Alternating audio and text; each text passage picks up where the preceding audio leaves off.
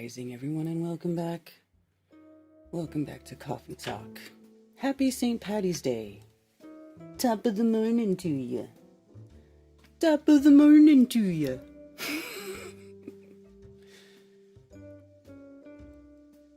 How's everybody doing? Let me just check my streams. Raised by Gypsies, good to see you. And Rockfin. Let's see who's on Rumble. Hello to anyone on Rumble and Odyssey. I'm streaming all over the place now. I'm also streaming on X. Shout out to X and Twitch and Trovo. It's crazy how you can just kind of blast your shit out everywhere. It's pretty easy. Anyway, what a week, y'all. Week. What a freaking week, boy. I'm busy. I was able to home all of the male puppies. Nobody's adopted a female. Why is that? Do people in general just like male dogs better than female dogs? Is there a reason? Is the reason what's your problem with bitches, y'all? Why don't you guys want these sweet little bitches? They're so cute. They're so sweet. One of them I named Sugar because she's so sweet. And the other one was like very kind of like the biggest female and very outgoing. And so, and she was very feisty. And Ted called her Xena, Warrior Puppy Princess. And so now her name is Xena. So I have Sugar and Xena. Carl, did you see the email I sent? You know, I did get a bunch of emails, Carl, but I'm going to be honest. My entire focus has been trying to adopt out these puppies.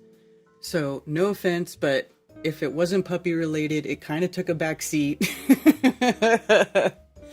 You know, and then you got these people who email you, are they available? You're like, yes. And then that's it. Like, why are you wasting my time? I wouldn't put an ad up for puppies that I didn't have. So anyway, people are annoying, but let me see. Live launch SpaceX.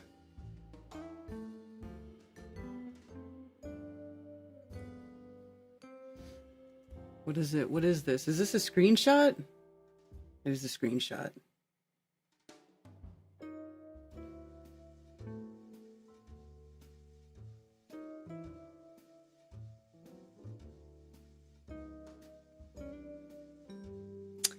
I don't know what I'm looking at. Anyway.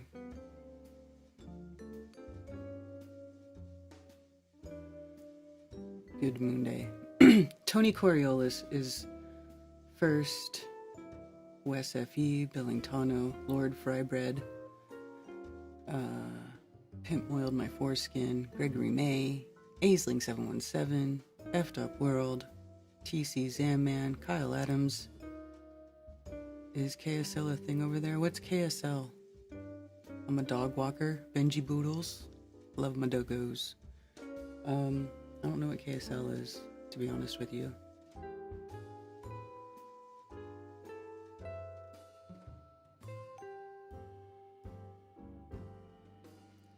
The thing about those other platforms that you stream to, though, also on Facebook, I can't really integrate those chats. So, like, I kind of got to go around and check chats, but nobody really chats on the other ones. Everybody chats usually on YouTube, sometimes Rockfin and Rumble. You can't sell animals on Facebook. Yeah, but there's groups that they have for rehoming animals. But you know what, with these Facebook groups, none of them, they never approve my posts. I just went and I had to delete posts in groups that I had outstanding, still pending, for dogs that I'd adopted. I'm like, you guys, I'm following your stupid freaking rules. I mean, they're not stupid rules, but you know what I mean? I'm following your rules. I'm not a breeder. You know, I legitimately have rescue puppies that need homes, right? I'm not trying to scam anybody.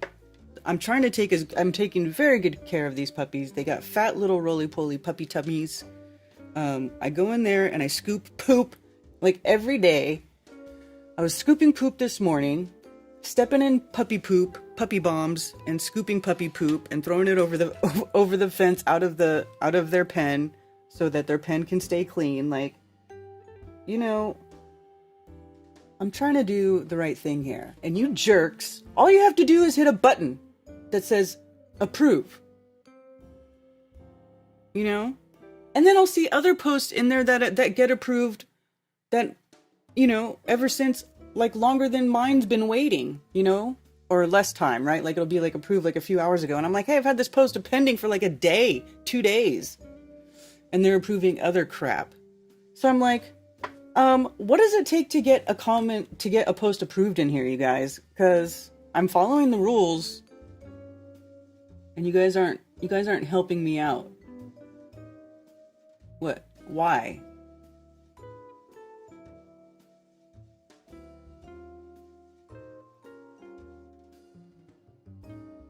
Meanwhile, they got people in there talking shit on every post. You lazy ass.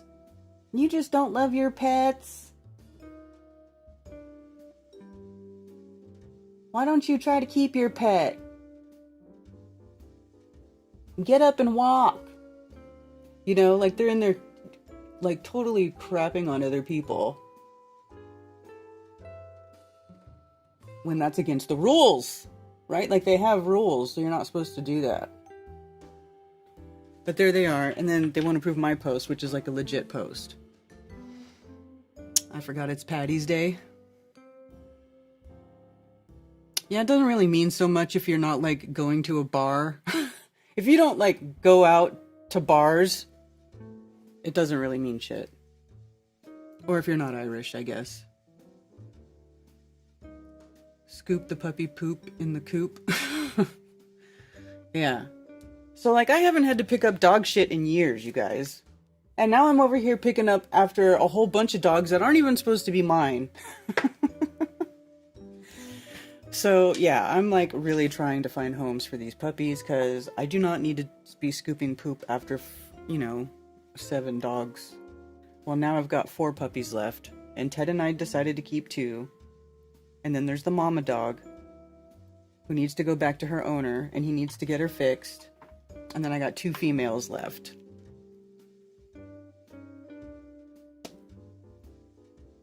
Hi, Chi-Chi. You didn't miss much. Kind of started late. I always start late because I got a million, things to do in the morning. I got to get my teenagers off to school. I got to let out the chickens. I got to feed the cats. And then I got to feed all the dogs. And then while the dogs are eating, I scoop their poop out. And I get fresh their water. So, yeah. Or clean up whatever other messes they make, because they destroy everything too. So, like, they tear up the beds that we went and paid money, out of our own pockets to get, supplies for these dogs. Like, post my freaking post, stupid Facebook group, Facebook fuckers. God. It's just so frustrating. Like, just approve it. What is the deal? Sorry, that's my rant. That's my rant for right now. Like, you had one job, right? Approve the stupid post. Torondosuke Ito, hey, good to see you.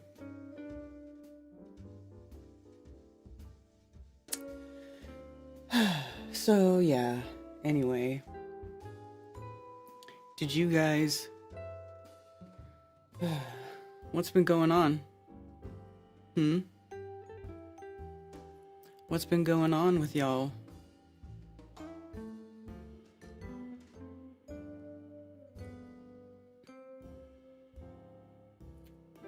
What's new in the world of Flat Earth? Anything? Is anybody else freaking out? Is everybody good? Just a spot check. As a kid, we had animals, feed the chickens, horses, goats, rabbits, collect the eggs, raise puppies too. Nothing like the smell of pine oil mixed with the smell of puppy shit. Yeah. Yeah, man, that's right. Chickens collect eggs. Ted usually does that, though. He's the main chicken keeper. Oh, that was the other thing that happened. We finally end up having to dispatch one of the roosters. The mean rooster, the BBC that I was asking if anybody wanted the BBC. Yeah, he's gone now. Bye-bye. That bird was going nutso, man. He was trying to attack Ted. He would not stop. He was like running himself ragged, like breathing heavy, and he was still trying to attack Ted.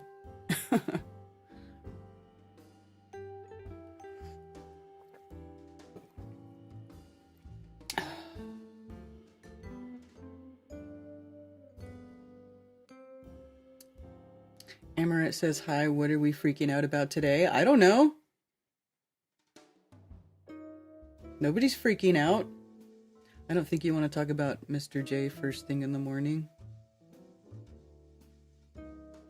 I'm fighting the meanest rooster. Dude, this rooster was mean. He was a bastard.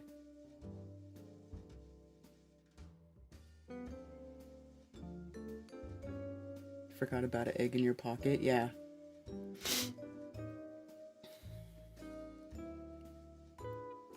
That's funny.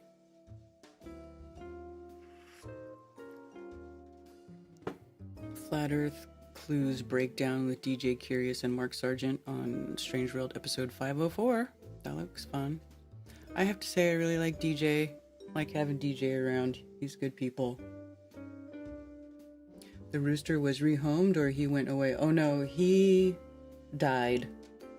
He died. Yeah, an animal that attacks Ted isn't natural. Just saying, it's true. Because the other roosters chill.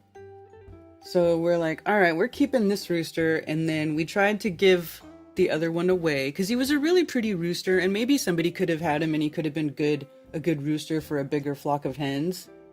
He was an Americana rooster. He's pretty. But he was a mean son of a bitch. And he was very aggressive to the hens that we have. And we only have 4 hens. And we can't, 4 hens is, with 2 roosters, is way too much pressure on the hens. So we were like, okay, one of these guys gotta go. So, well, we tried, but you can't give roosters away. And then I go on Facebook and somebody's like, oh, I'm looking for a rooster. And I posted his picture on a couple of these threads. I'm like, I got an Americana rooster. Boom, right here. Where are you located? Earl. That's it. Nothing. Like they don't, nobody followed through and said they wanted him. And, and then it finally it got so bad. Ted was like, you know what? You're dying today. Mean as crap. Yep. Our Austin seems a little FE quiet these days. Yeah, I've heard people saying that. And maybe he needs some time. He's got a family. He's got a wife and 2 beautiful little girls. I'm sure he's okay. Just, I think just sometimes people need a quiet. They need away time from this. Especially Austin, because he's getting way more. He gets way more attention, has to deal with way more shit than I do. So, roosters roam loose in your neighborhood and no one claims them. Do they attack people? Or are they just hanging out? I just wanted to clarify that cockfights are violent. Roosters can be incredibly cocky. I told Ted, I said, you know what? If I knew somebody who did cockfighting, I bet you we could have fought him. He was a bastard. I mean, not that I would do that sort of thing, but I really don't have any bad feelings about dispatching mean roosters. Like, anybody who's taken care of chickens and dealt with roosters, they're dangerous. They could be dangerous. It's not funny, They can hurt your pets. They try to attack you, and if you're not looking, they can fuck you up. They can, that bird could jump up to the height of somebody's head. So if that bird decides to jump up to your head and come at you with his spurs, that's not funny. So, sometimes they gotta go. I carry a big stick. Yeah, you have to go in there with a weapon. I would go in there with a shovel. a shovel or like the metal rake, not like a stupid leaf rake, like the hard metal rake with like the tines that you could stab with.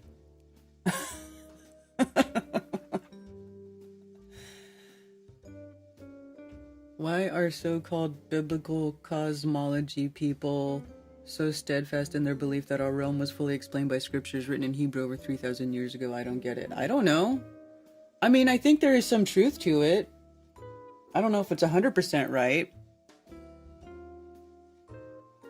But I also think that everybody also takes their own liberties in interpreting what the description of the realm means. Yeah, I get wild turkeys too. In fact, I heard them out in the woods this morning. I heard that. I was like, oh, there's the turkeys.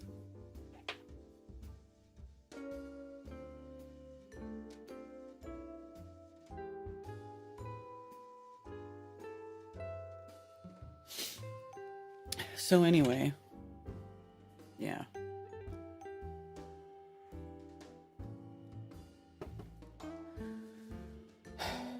Did you guys see?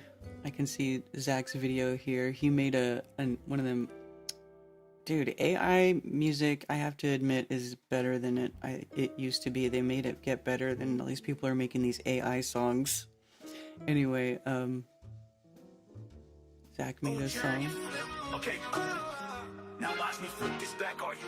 Jam and switch, this the click, flips, grip, sick, twist. Robbie did the same, now we kissing NASA wrist. Patricia dip, missing quick, left us in the thick abyss. Paul on the plane, man, that plane took a wicked spin. That's critics spit, this is it, acting like they hit the fix. Quit the mission, ditch the ship, now they praise the physicists. Different ship, trip the trick, see the way they flinch your flick. Trying to gas like the facts, like we ain't witnessed it.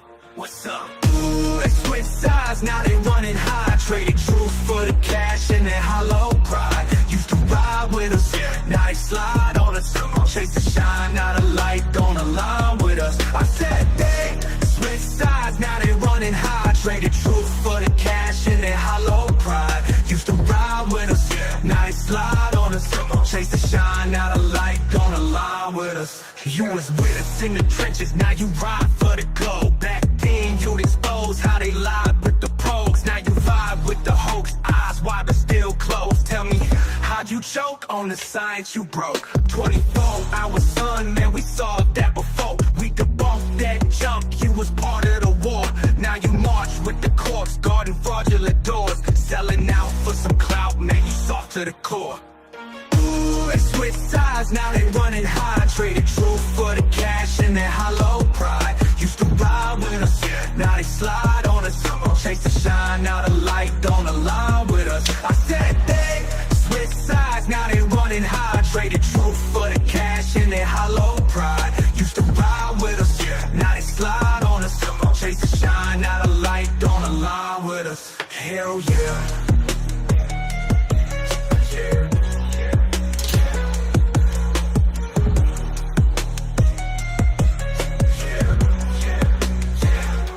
Jan, Robbie, Patricia, Paul, all of them crawl to the fraud and they fall. Used to ball for the call that they stall when they call it. They lost all the sauce, but they tossed to the small like buying mess like buying scams. The fried they test, but they bow with the lambs. With the fly with the best, but they side with the dead. It's the price of the check. Yeah, Decimal Z, Zach. Ooh, they switch sides, now they running high. Traded truth for the cash and that hollow pride. Used to ride with us, now they slide on us.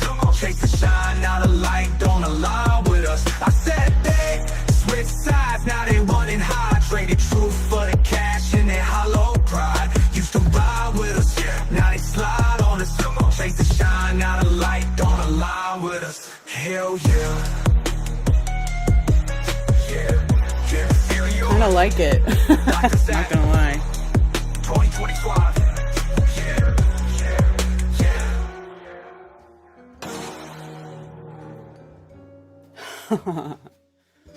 Yeah.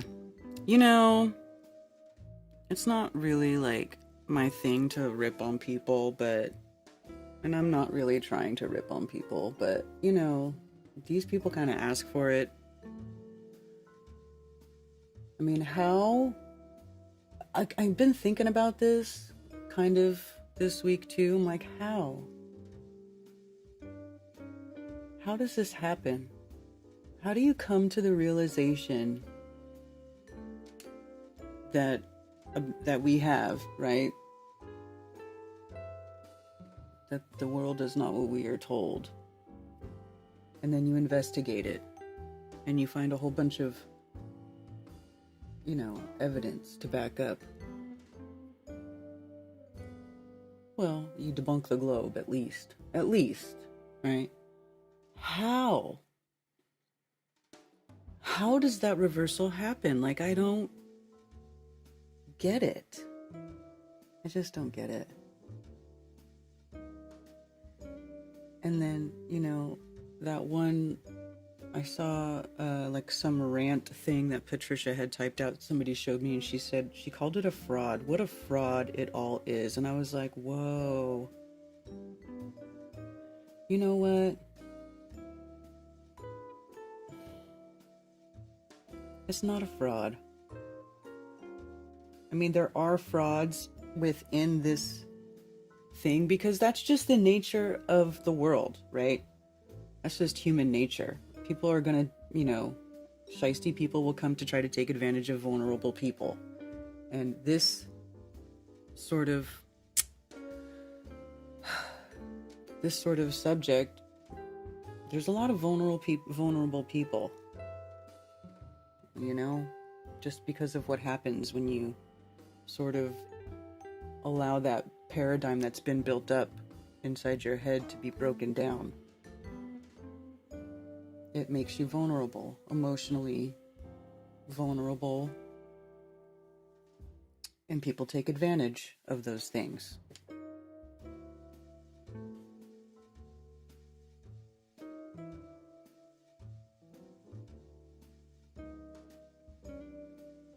KSUSA, leave the cult, get a song made about you. Could their involvement in the crypto scam have forced them to switch sides, or lots of money, or both? I mean, you can't rule it out, but I don't know. I obviously don't have any proof of any of that. I just don't understand how you can go back and start saying, oh, I was wrong, the earth is a globe based on new evidence, when first of all, there isn't any new evidence. There isn't any new evidence. Yeah, but the crypto was not a fraud, right? It was a fraud. Not necessarily by them. I think that they were victims of the scam too. But they went and advertised it and pushed it and stuff for a long time. So it just looks a lot worse for them. They got themselves involved more than they should have.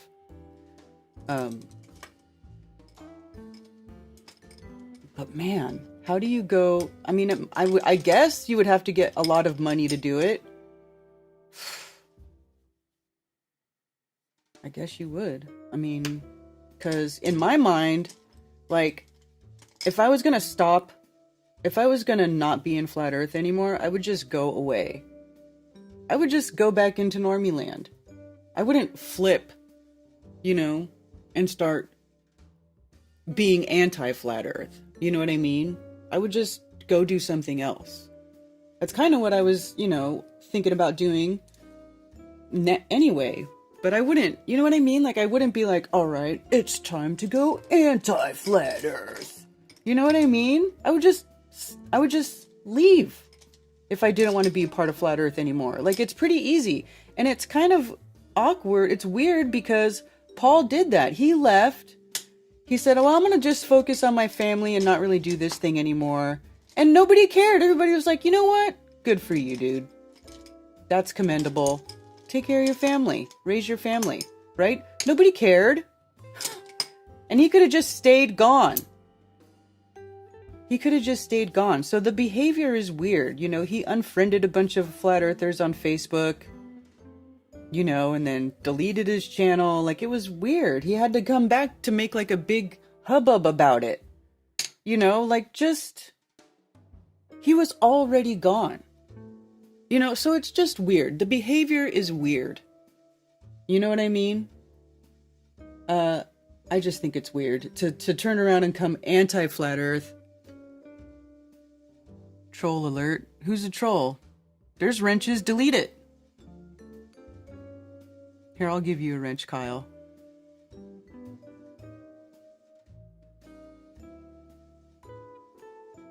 There's a fine line morally between promoting high risk of loss investments with the full regulatory disclosures given as a pure money-making Ponzi scam. Yeah.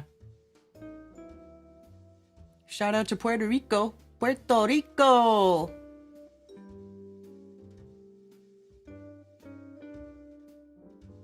Anti-flat tube pays better. Well, then that would be a monetary motivation to go and be anti-flat earth.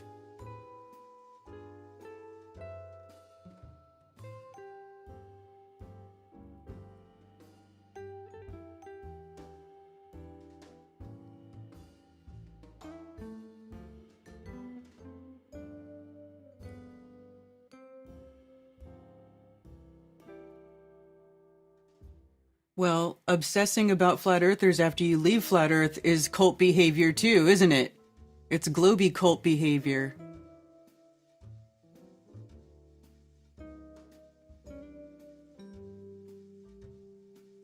Three of them came back on the same day with the same talking points. Yeah, it's fucking weird. It's weird.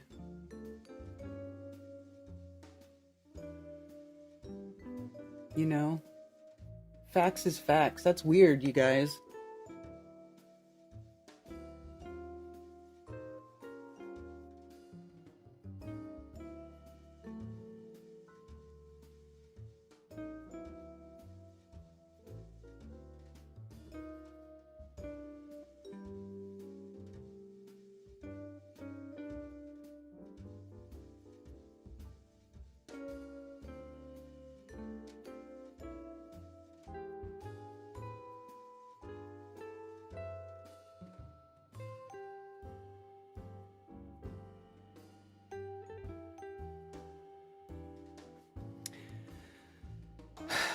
I'm going to Puerto Rico in 3 weeks.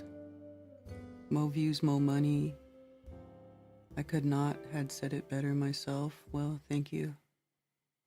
Yeah, they all and then they all follow a script, right? That makes it even worse. The earth is flat because God showed me, right? The earth is flat because God made it that way.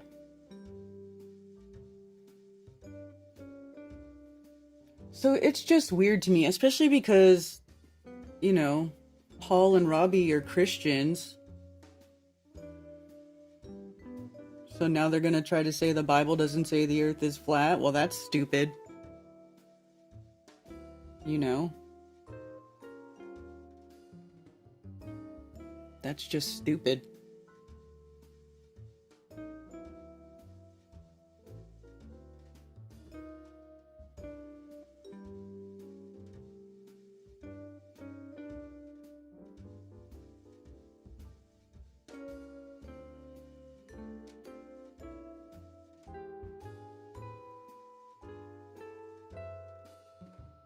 If they had kept flying over Antarctica and landed on Australia, that would have been something. Why not do that? Yeah, they never do that. Whatever happened to Austin's supposed interview with Candace Owens? Yeah, I don't know. I just watched Marty Leeds' video. Weird shit. Which one? Shout out to 300% tariffs on Candace.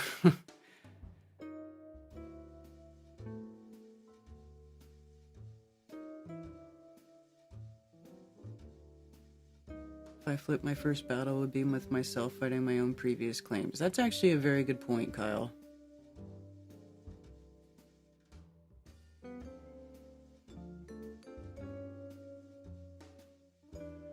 They all have that. And Duffy has the same SEC violation as them too? Well, that's fucking weird. You're right, that is weird.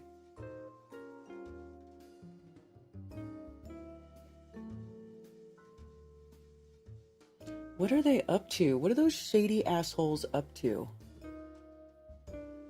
You know?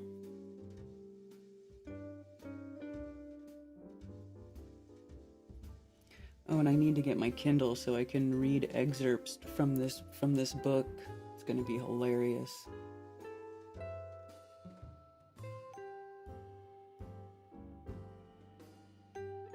I don't think Jaren has that though. I don't think Jaren has anything like that going on. I don't even know if Jaren was involved in Axion at all. So for him, you know, you can't I don't know that he can be in that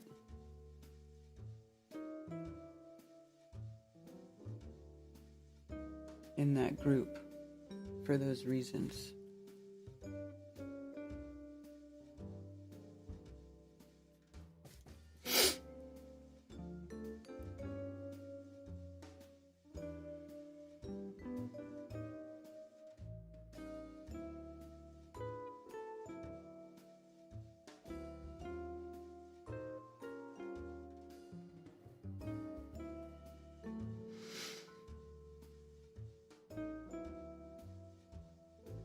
Dan the Waterman, who hung out with the worst Globers for fun. Wait, Dan the Waterman? Him too? Well, you know, Jaren did have him in his VIP hangout, so maybe he did. Dan the Waterman, who acted like a complete psycho to a bunch of flat earthers, like me included, to the point where I had to block him because he would not stop incessantly messaging everybody, talking shit about Bob, you know, even after he died. Even after Bob died, he couldn't fucking shut up and leave it alone. Bob's a shill. Bob's a shill. Right, Cammy? He's also not good with physics. Yeah, right? I blocked Dan the Waterman a long time ago. And then, recently I saw him show up somewhere and he was like, "Truce, Karen." And I'm like, screw you. Just screw you. I don't have any room in my life for people like that. And I just don't care. I don't care to make amends with somebody who for years, like incessantly for years, I'm not kidding. And if he found you on a platform where he wasn't blocked, he would just start messaging you. When are you going to admit that Bob's a shill? Fuck you, Dan.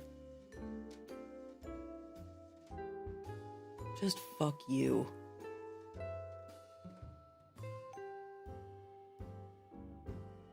You know, I've been here for 10 years. I've dealt with a lot of assholes. And I'm pretty fed up and I'm pretty done. Like, I've got zero tolerance for assholes anymore. Zero.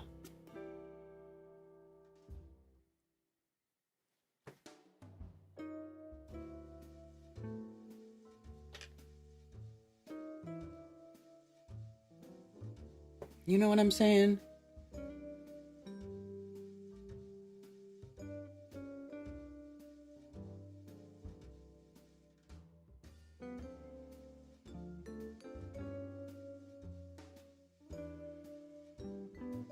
They love to make mockumentaries.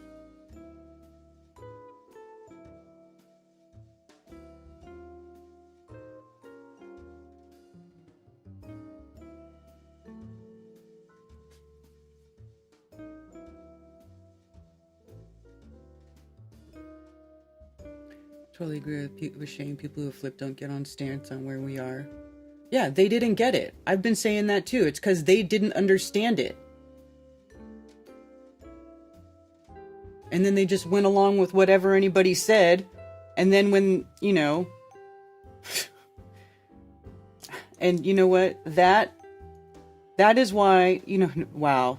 That really makes me see. Anybody who's been paying attention to this thing throughout the years would know that doing something like the final experiment would do that because those people aren't grounded. Because they don't understand it. Wow, they fucking knew what they were doing. And the rest of us didn't really see it coming because we're like, yeah, man, Earth is flat. You know? Wow, they fucking knew what they were doing the whole goddamn time.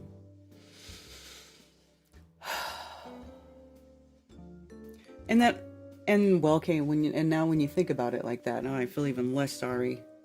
Fucking flip-floppers. Retards. A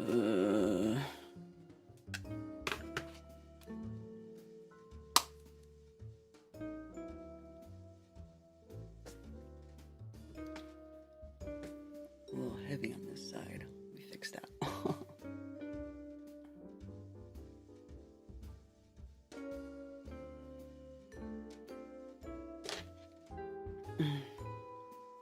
They knew what they were doing.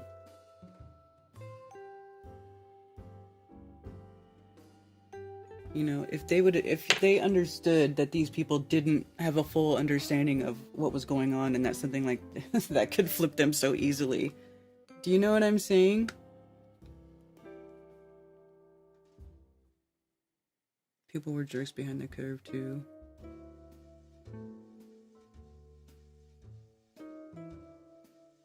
He almost single-handedly made me go back to the globe when I first came to Discord. I was like, is this what FE are like? No thanks. Oh, Shane, I know. He's a fucking idiot. I know. Oh.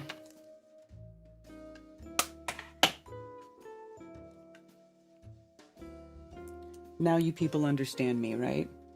Are you people starting to understand me now? Do you understand me yet? Do we understand each other? This is how Zach talks. Do we understand each other? Do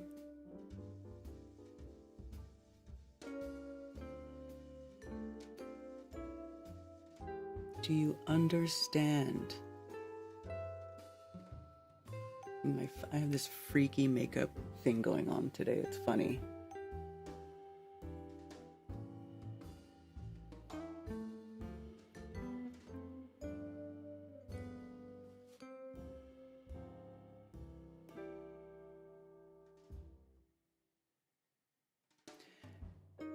Jeff says, Karen, do you care about all people? Do not let your sweetness go sour. You do care about all people. Well, you know,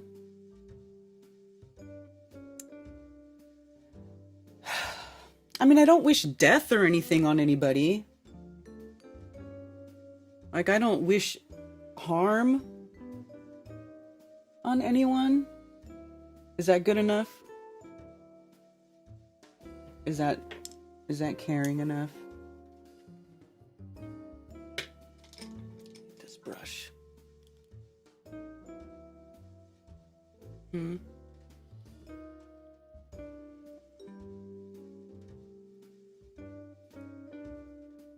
I don't wish anything bad. But I'm not gonna go out of my way to try to be nice to these people or anything, you know? And they're not getting any breaks from me. And plus, why, there's plenty of other good people. There's too many good people in the world to waste time on bad people. Hey, there's Zach. Oh, let me open my phones. I'll open my phones. I have not opened the phones. Okay, now it's open.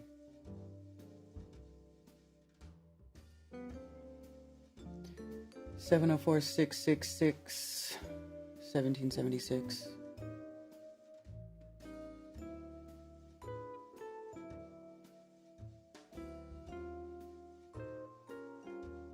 How are they pretending they have substantial globe evidence? I don't know. Yeah, I was playing the song. I played your AI song. Thank you for calling Coffee Talk. You're on with Karen B. Hey, Karen. Got a positive note for you. Okay, great. Let's hear it. Okay. So, I've been thinking a bit lately about Neil Tyson's claim that the Earth is pear-shaped. Okay, we've all heard him say that like 1,000 times, right? Right. Okay, the Earth is pear-shaped. It's a little chubby there at the bottom, right? Yeah, a little chubby. But okay, he's really infamous for that claim. However, I found an article from NASA way back in the 1960s that makes that very same claim. Okay, they're the one, they said it first, way back in like 1966. Okay, that the Earth is pear-shaped, and so he's just quoting them. Okay, but if you think about it, okay, if you think about that claim that the Earth is pear-shaped, a little chubby there at the bottom, that is acknowledgement that the Tropic of Capricorn is bigger in the Yeah. Tropic of Cancer. Yeah. Okay, that's full-on acknowledgement, 100%. Okay, I've heard the pear-shaped claim millions of times, but I've never quite processed that part before. I was like, it's been right there in front of my eyes this whole time. How did I never see it? And so, but they say that, they fully acknowledge that, but where do you ever see that in the maps, right? Mm-hmm. Yeah. Yeah. That just kind of made my day. And so I was like, oh man, that's a good one. Yeah, that's interesting. That's a good point. Yeah, where do you see that in the maps? And so all these other people say, oh, well, where's your map? I'm like, well, okay, well, my map acknowledges that they're not the same, but the Tropic of Capricorn is bigger than the Tropic of Cancer. Does your map do that? And it's just kind of fun to watch them squirm. And I've been kind of playing a game lately, okay, where I'll just kind of quote a random NASA thing, okay, and say, and I'll ask someone, hey, do you agree with this claim? And they're like, no, that's silly. I'm like, oh, well, did you know NASA actually made that claim? I'm like, what? And so it's kind of a fun game I've been playing lately. I'm going to go over to the college later today probably and kind of do some trivia like that and says, hey, what do you think about this claim that, and I'll just kind of come up with a bunch of them. I'll write a list of them. And then, oh, well, does knowing NASA claims that change your mind about it? And it's fun. Yeah. Cool. So what else you got going on? Do you have any more videos you're making? Always. I've got a big one coming out tonight. I'm going to take the gloves off quite a bit more with this whole thing with Jaren here. I'm doing round 3. And yeah, it's going to be a little harder. But yeah, so I'm kind of looking forward to that, getting that one out. I've got another one. I've got like 5 different videos on my list. One of them was going out to the college and finding out what students thought about the pear-shaped thing that I was kind of presenting to you today. Trying to think of some of the other ones I've got going on. I can't think of them on the spot right now, but I wrote them down. Yeah, but, well, that's yeah, good. Those are the 2 big projects I've got. I've got another one on non-parallel light. That's kind of a funny one because NASA goes out and claims that the light from the sun is parallel, and you can see it right there on their website. But then when you go to each of the images that they presented about parallel light, oh yeah, look at this. These lines are parallel, and then you look at them, and they're very obviously not. And so I pulled out a straight line edge to compare like the beginning of the line to the end of the line, and they're not. And then they even show you like, oh yeah, they're parallel like these farmer fields, right? And you watch like the farmer fields, like the little furrows in the fields, and you watch them as they like literally merge together. It's not just like a perspective thing. You're watching like 2 rows all of a sudden become one. Like, what? NASA's showing that as an example of what parallel is? What? I don't know. Oh, it's hilarious. So, I don't know. It's just they're examples. It's something you just got to see. Cool. Yeah. So got a lot of firecrackers just waiting in my pockets, just ready to come out. So yeah, just kind of a matter of getting them out. That's what I refer to as my log jam. Mm-hmm. Very good. How's the new baby? She's doing really well. She just barely turned 7 months. Oh, that's awesome. Yeah. Very cool. Yeah, trying to do that and do a bunch of like home renovations at the same time too. Our kitchen is a total mess right now. Yeah, I resemble that. Yeah, we're trying to get our flooring redone, and yeah, that's a big adventure. And so right now, like all of our counters are like ripped out right now, and so it's like, oh geez, trying to that's manage all tough. around that. And, yeah, that's tough when you got a bunch of children to feed too. Yeah. Well, good luck with all that. Yeah, we just called the plumber in for a leaky pipe, and then it ended up being way more than that. I was like, oh, come on. Oh no. So, yeah, one big mess at a time, but we're managing all right, and we're doing all right. That's good. Very good. That's good to hear. Yeah. All right. right. It was good to talk to you. I've been feeling lonely, and so yeah, just need to talk to people about this and find other people who can share the passion. Got to do a shout out here real quick for the Flat Earth Clock app on that, because it really is a miracle, because you can literally just kind of walk into any town and just immediately find flat earthers everywhere. I just always remember back to I went to my grandpa's funeral out in Arizona, and I ended up pulling out the clock app and just letting people know, hey, I'm in town. Does anyone want to go meet up at the park and just do watermelon? And that's where I met Tony Coriolis, and he gave me a flat earth coin, and I've treasured that forever. That's cool. Yeah, Tony's a good guy. Yeah. All right, Kyle. Thanks for calling. Hey, thank you for hearing me. No problem. Talk to you later. All right, later. The pair conflicts with the perfectly spherical celestial sphere. Yeah.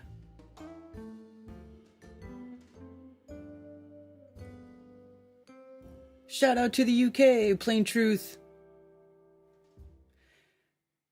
I have to go back up and chat and see what I missed. I think if you were to ever flip back to the globe and poo-poo on all your precious work and research, then we will truly be in end times. Probably.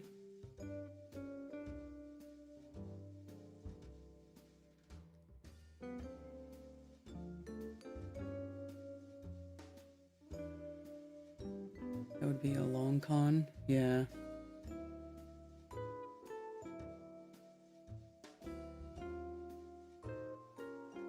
And then you're on the ball now back. What?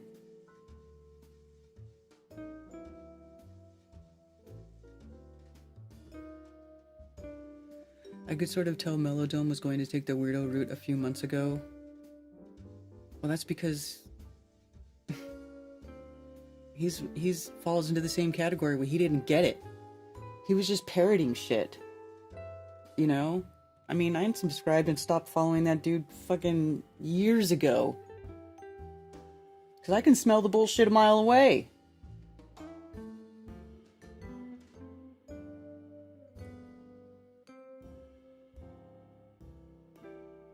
Do you think you are making a difference in this world by telling people to kill animals? Who did I tell to kill animals? But would I be making a difference? Not really, because people kill animals no matter what I say, so... No, I don't think I'm making a difference in the world, to answer your question.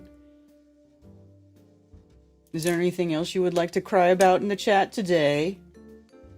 Well, you think you're making a difference in the world by telling everybody to kill animals?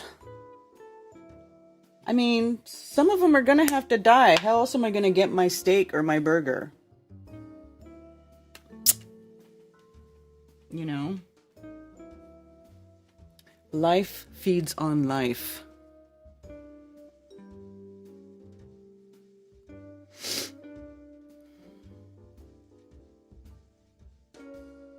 Think they were plants from the start? I don't know if they were plants from the start. I can't really say that they were plants from the start. All I can say is they were just not the brightest of the brightest from the start. How about that? They just never got it. But then everybody liked them so much. They were so trendy and popular and cool. Right?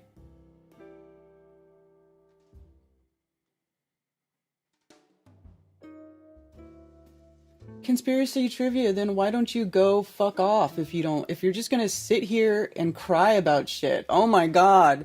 I just want to come somewhere and complain about every single thing that's going on in the place that I came to voluntarily of my own accord, and I'm just gonna come here and just complain about everything that's going on and just lecture you because I am the ultimate. I know how you should live your life, and you should live your life according to what conspiracy trivia says because they apparently know every fucking thing on the plane. Did you guys know that? Austin Murphy, hello.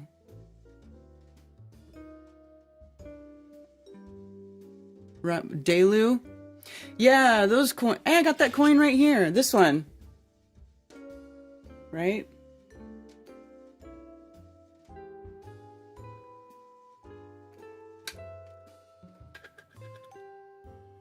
That one. And if you guys want one, you can get... Here, we should show his website. Let's give Ryan a shout out. I just never think about it. Flat Earth Coin? Is that it? Flat Earth... Let me see. Is this it? Yes. Flat Earth Coins with an S. FlatEarthCoins.com. There you go. And there's those cool shirts. Remember they had the shirts too, the Antarctic Park. Those are cool shirts. So yeah, shout out to Ryan and his wife. They are really awesome people. Shout out.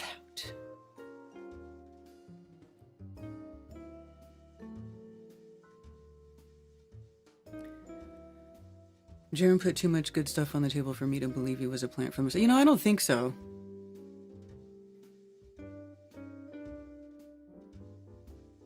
The reason you crave meat is because you're addicted to adrenochrome. You know what, conspiracy trivia? You're a fucking retard. That's fucking retarded. Retarded. It's just dumb. Like, you're just saying stupid shit that's like coming out of your asshole. You have no idea what you're talking about. Okay? There's nothing... eating meat has nothing to do with adrenochrome. Okay? Most of the blood isn't even in the flesh anymore. You fucking idiot. You know, your mind has been atrophied by being a vegan. Because you know that your brain actually needs fat? Your brain is made of fatty tissue. So if you don't eat bioavailable meat that has some sort of bioavailable fatty tissue inside of it, over time your brain will atrophy and you become a retard. And bye. Like, you don't even have to be here. You know, why would you come somewhere and just be like, I'm just gonna shit on everybody a whole time. I'm just gonna come in here and just be a big fucking downer and just shit all over everybody in the chat, shit on the host and shit on the channel and just shit. Like, dude, get a fucking life. Go eat some grass. Go mow your neighbor's lawn with your mouth. How about that?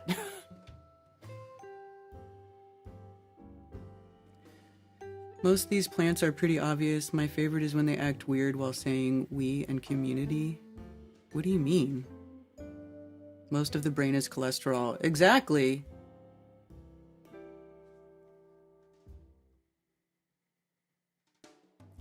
Raised by gypsies. Jaron said before he left for Antarctica, if he comes back and says McToon is a great guy, it means he was compromised. All of their after behaviors are not organic. I am a master technician and bought techs for 25 years. I messaged Paul on the plane about fuel additive he was selling and informed him it was a scam and didn't work.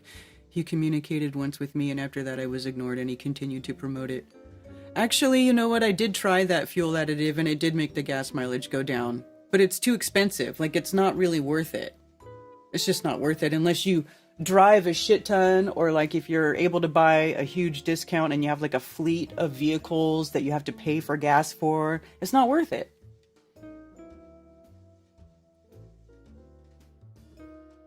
So anyway, your smoky eye makeup looks great today. Thank you, Liz. I put purple and green because it's St. Patrick's Day, but you can't really tell because I'm too far from the camera usually. Get to the toilet? That's some bullshit. Yeah.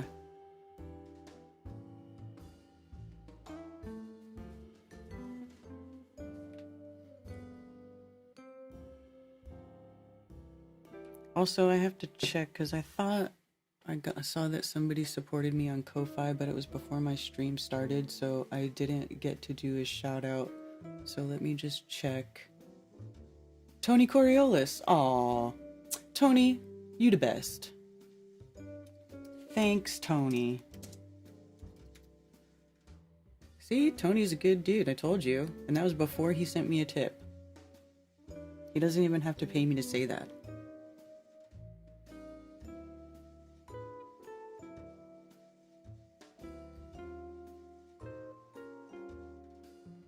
The people taste better? Oh, that's gross. Thank you for calling Coffee Talk. You're on with Karen B. Karen, it's Glenn. Shout out to Kyle from One Watcher, who appreciates all his work and his presentations. I just shot you an idea for your logo you might want to check out. That's it. My logo? Why are you trying to change my logo? It's just an idea. Oh my God. That's pretty anyway, funny. Everybody have a good week. Bye. Bye. You guys want to see what he sent? It's a joke. I was like, why are you trying to change my logo? But now I see it's just a joke. Here, hold on. Look.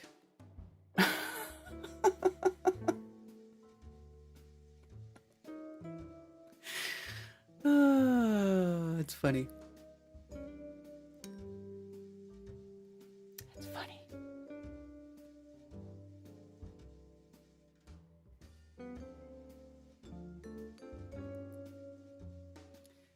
Meat eaters. The elite push veganism. The people taste better. What do you mean? People taste better if they don't eat animals? Is that what you're trying to say? I don't get it.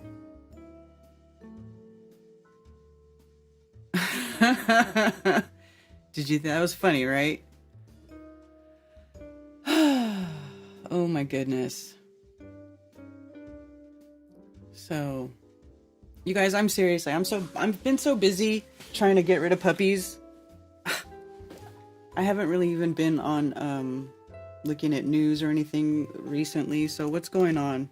Is there anything that we should talk about or look into? Like, is there anything interesting? Oh, this keeps getting passed around X as fake. It's totally fake, by the way. Let's watch this. This is what Elon Musk shared about his, whatever dragon launching with the connecting with the ISS. It's so cheesy. Like, look at this thing. It's all super shiny, CGI smooth, and the movement is like, it's just so obviously not real. It's just not real. Come on, brother.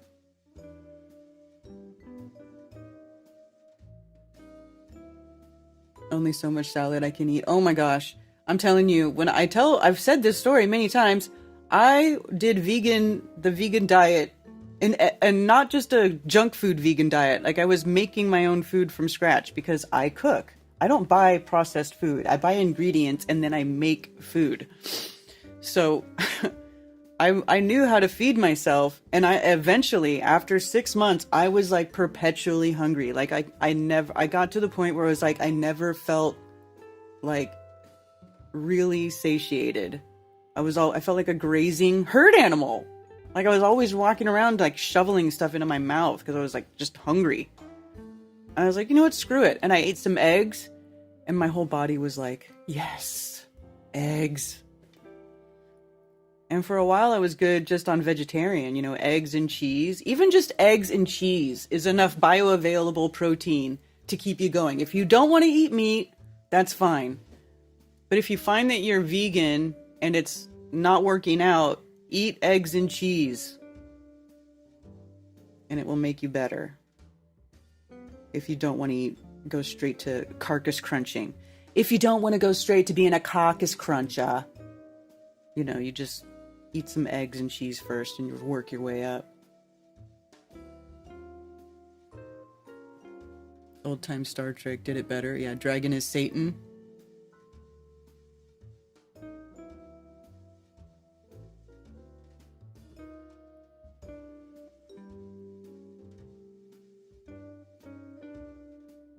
The new SpaceX suits with dirt bike helmets. Yeah, dude, they look like the Stig from freaking Top Gear. Like, what is that? Oh, look at our new spacesuits. It's the Stig from Top Gear.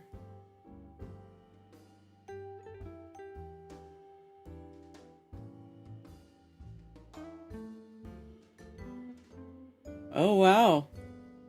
So now, since somebody keyed a Cybertruck and now it's domestic terrorism, upgraded from vandalism, That's right, because all those. Do you guys think those attacks on the Tesla dealerships are false flags? Like, I totally think that's BS. Like, they're just staging shit. You know, claiming insurance, right? Nobody wants to buy the stupid Cybertrucks. They must be selling them for cheap, because there's a bunch of them by where I live, and I do not live in a rich part of the country. I mean, you know what I'm saying? I live in country, not like, you know? It's weird for me to have seen multiple Cybertrucks in this area, knowing that they're supposed to retail for over $100,000. I mean, maybe, but it just doesn't seem likely. And plus, they don't have any real utility as a truck in the country. Elon's gonna save the astronauts. Oh yeah, did you see?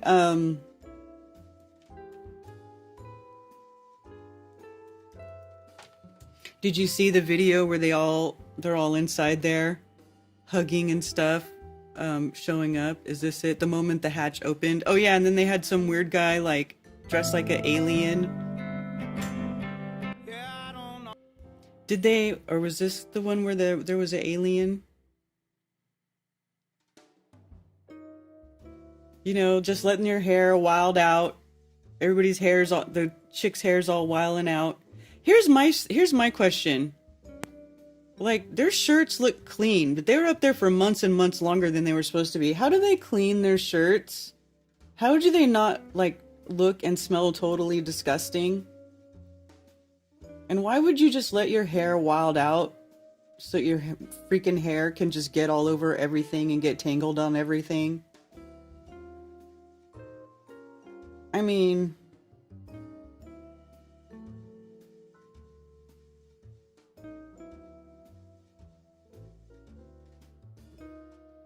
whatever.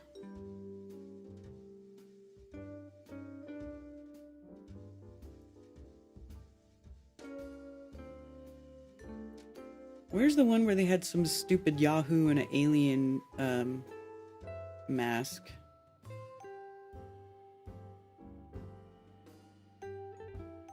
There. Like demons and angels and jinns started attaching names to them like demons and angels.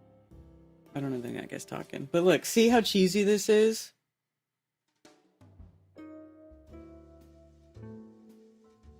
This person with a stupid alien mask on.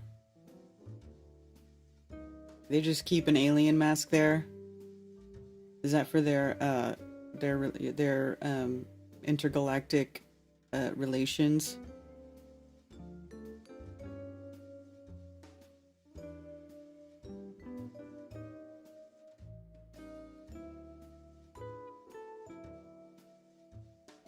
There's a real space saga going on. The SpaceX launched to rescue Butch and Suni, who have been stuck in space for 90 days. Yeah.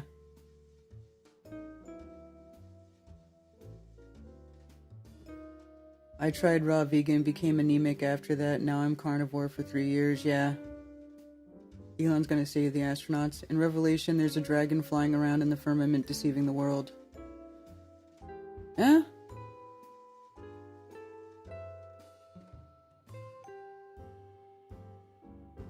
Too much vitamin A in dairy, only muscle meat is much better. I mean, whatever. Not equinox, but sun already rising north of due east for me in California. Yeah, I think our equinox was actually yesterday. We had 12 hours and 12 seconds of daylight, which is that's about as close to equinox as we get here. These people don't exist or something.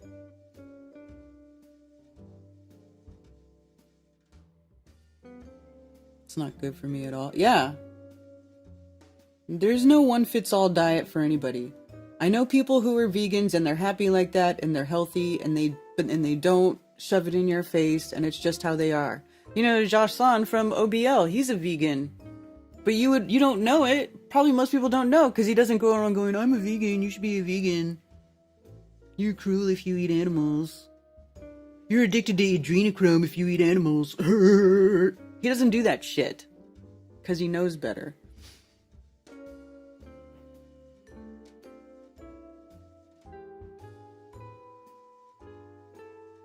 Satan rescuing astronauts.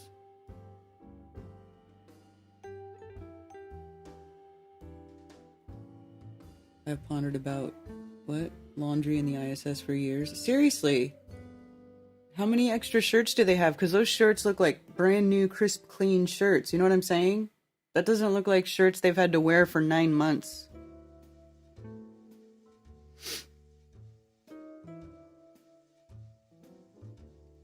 We gotta start telling these astronauts to take cats or insects with them to space and let's see how they react. Oh my god.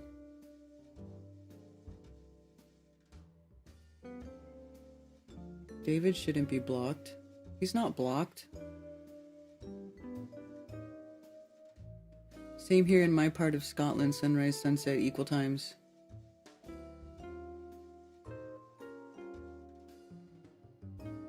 I mean, you don't see me going around to vegans being like, hey, why don't you eat a burger? Why don't you go eat a burger? I don't tell anybody what to eat unless they ask specifically about it.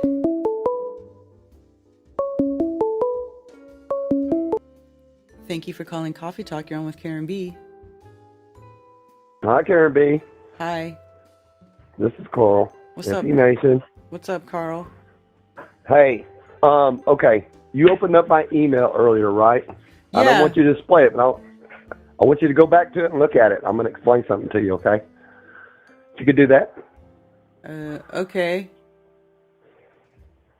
All right. You said you didn't understand what you was looking at. Right.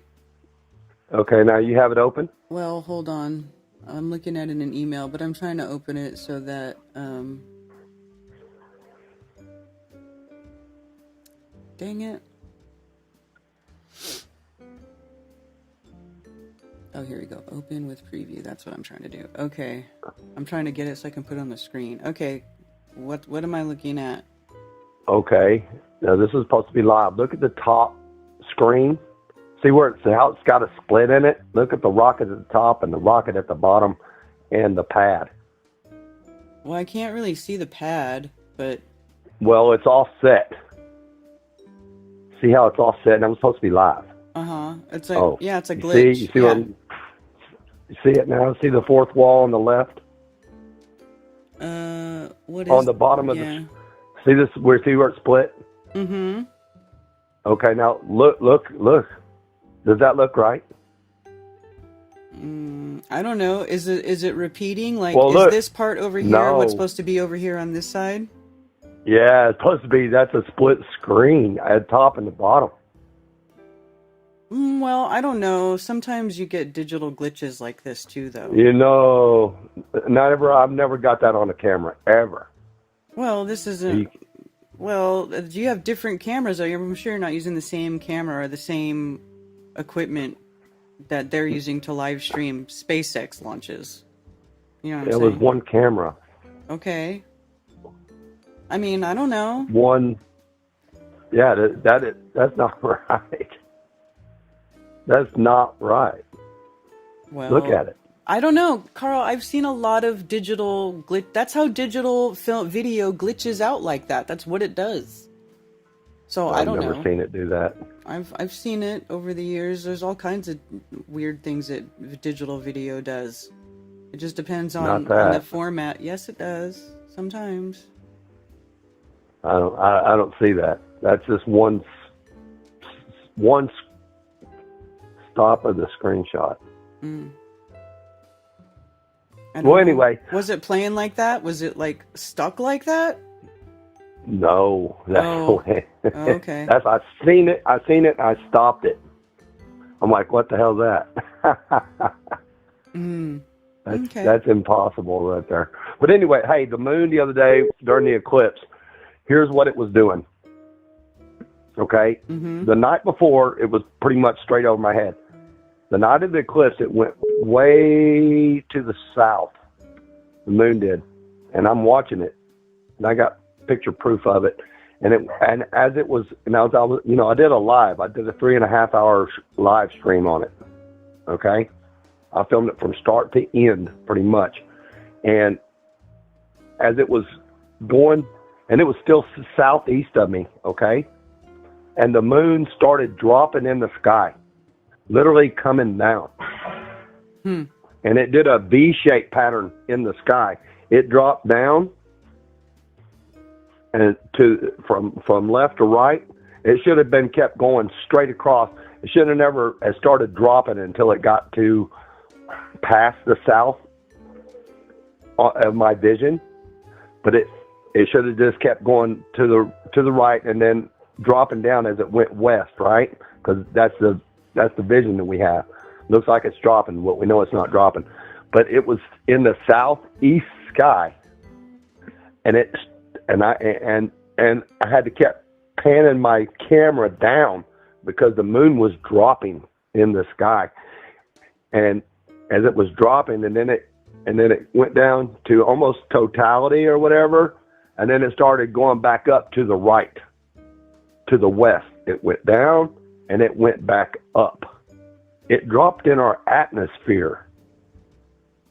That's what I physically saw, and I was recording it live as we was going, and I kept having it. And I should never have. I've never ever once. Now I was paying attention to it this time because I felt many eclipses as it was. I mean, it literally dropped in the sky, and then I got some pictures. You can see it's not perfectly the round or whatever. It looks bumpy up there. It's like it was dropping in our atmosphere. It was the craziest thing I've ever seen. I don't know. I know because I was watching it. It was unbelievable. I've been trying to pay attention to what's going on in the sky because I film the sky a lot. But yeah, it went down, and it was the craziest thing I've ever seen. But anyway, that's what I'm saying. Did you measure it? Huh? Did you have any way to measure the angles to prove that it was doing that kind of motion? No, I didn't have. I mean, I had to keep panning my camera down, looking to the southeast. I've never had to do that with the moon ever. I've never had to pan my camera down to keep up with the moon to the southeast. Always to the right, always to the right, always to the right. I had to pan down. Like I said, I filmed it. I mean, and I did the 3.5 hour live stream on it, and that's what I noticed. I'm just saying that that's what it was doing. Well, I couldn't see anything because it was all cloudy here, so I wasn't able to see the eclipse. So. Yeah, and like I said, it was it started the night before. It was pretty much over my head, and then that night it went to the south, way to the south for me, and it shouldn't have never done that. So I'm just saying. Okay. Cool. So. All right. Well. It's not that far away. No, I don't think it is that far away either. Yeah, it's just right there. Okay. Well, anyway, thank you for your time. All right. You have a great day. You too. Later. Somebody else tried to call. Might have been Tony. Yeah, I still fat after 6 months.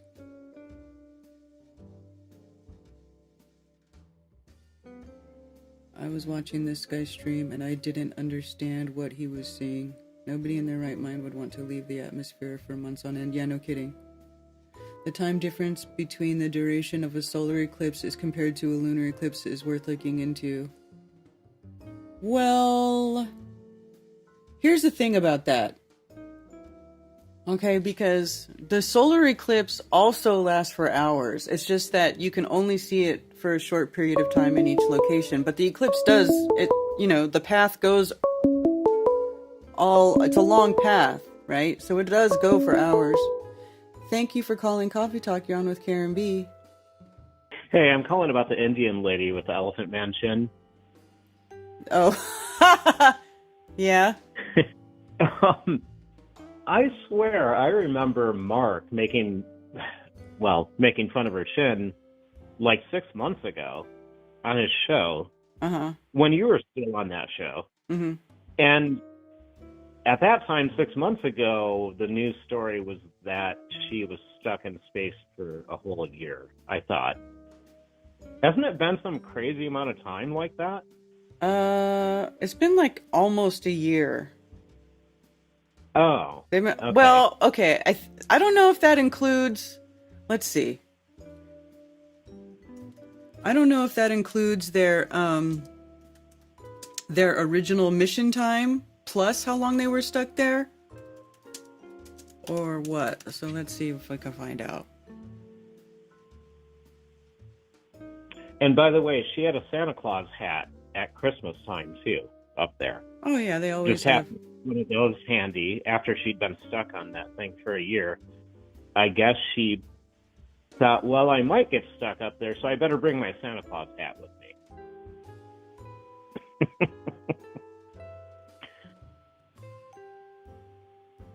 Yeah, it says that they're stuck there for 9 months. 9 months. Oh. Go home after 9 months in space. After more than 9 months in space. The trip to the ISS in June was supposed to last just over a week. Oh, but it morphed into a much longer expedition when their Boeing Starliner spacecraft ran into technical problems and was sent back to Earth without a crew. Oh, a Boeing Starliner. Okay, Yeah. well, that brings me to my next thing. The Elon Musk docking that you showed. Mm-hmm. Wasn't it just like 3 weeks ago or something that we were watching Trump saying to Musk, well, those poor astronauts are stuck up there. Can you go get them? And Elon's like, yeah, we can go get them. You know, just all casual like. Yeah, that happened And a long now time they're- ago, and then it didn't happen. And apparently there was some hubbub on X about how there was like some bureaucratic BS reason why they weren't letting Elon go rescue the astronauts. Well, And then after Trump became president, all of a sudden, Elon gets the green light to go save our astronauts because Trump and Elon are like the super team, the super duper billionaire save the world team. super friends, yeah. Super friends. So, wouldn't it take like tons of engineering to design and build a docking station to the exact specifications of the dock on the ISS? I mean, wouldn't that just like take a couple of years to? I don't know. It just seems like quite the engineering feat to slap together and then just go slam it into the thing like that really hard, really fast. It just looks so. I don't know. Crazy. I haven't looked into that thing or whatever what did they use to go get him? Dragon Endeavor? Is that what it was? Yeah, but to build the docking part of it so it perfectly matches and seals with the docking on the ISS just seems like it would take forever to design correctly and safely. Well, remember they have a whole completely duplicated ISS in a pool Oh, that's down true. here That's on true. Earth Yeah. that they practice in. Yeah, but that's at NASA, and the whole thing's just stupid. Yeah. Then, did you see how fast the Earth was spinning beneath it? Yeah, I think it was sped up video though. Oh, okay. That was the excuse. All right. Yeah.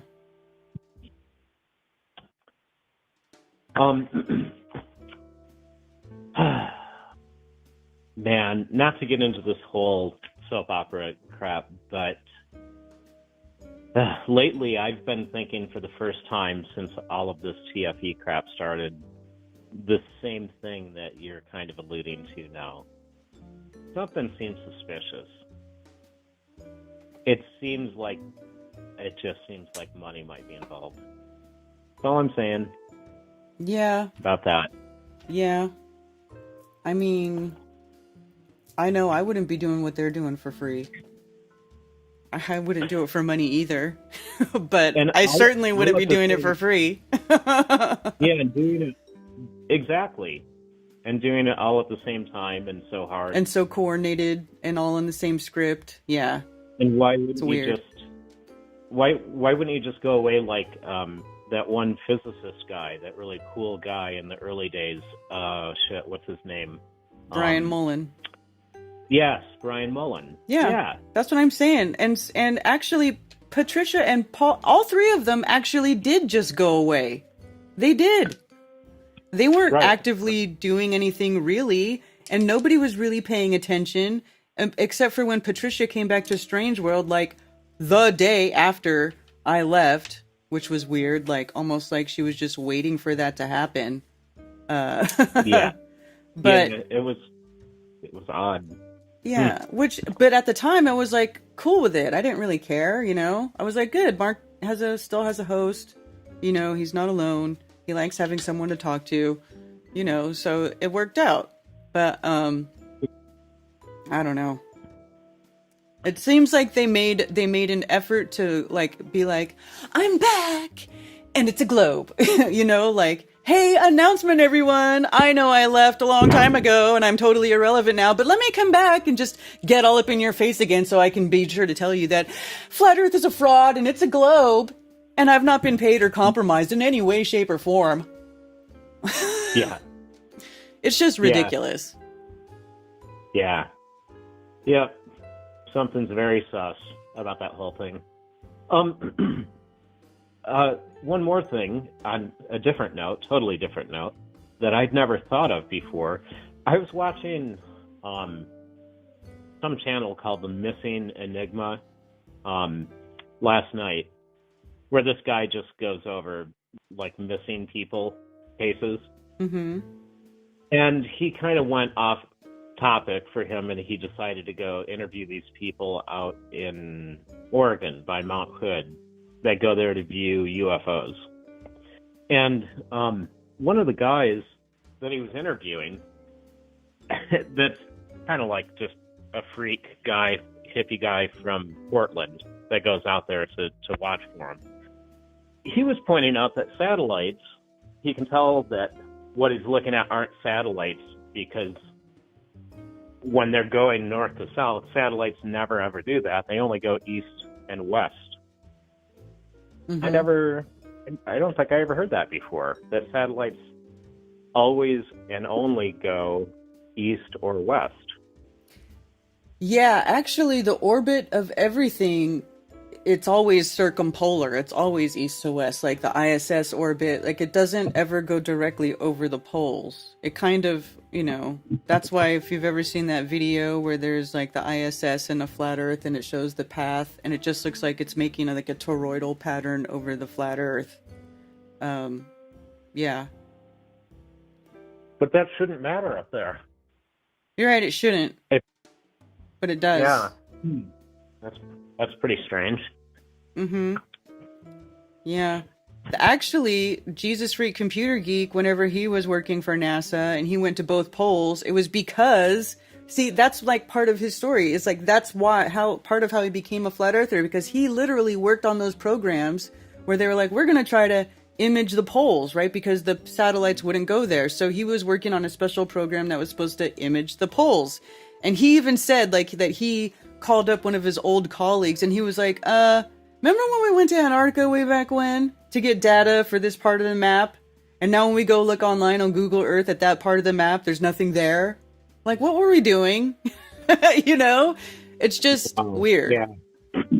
Yeah, it is.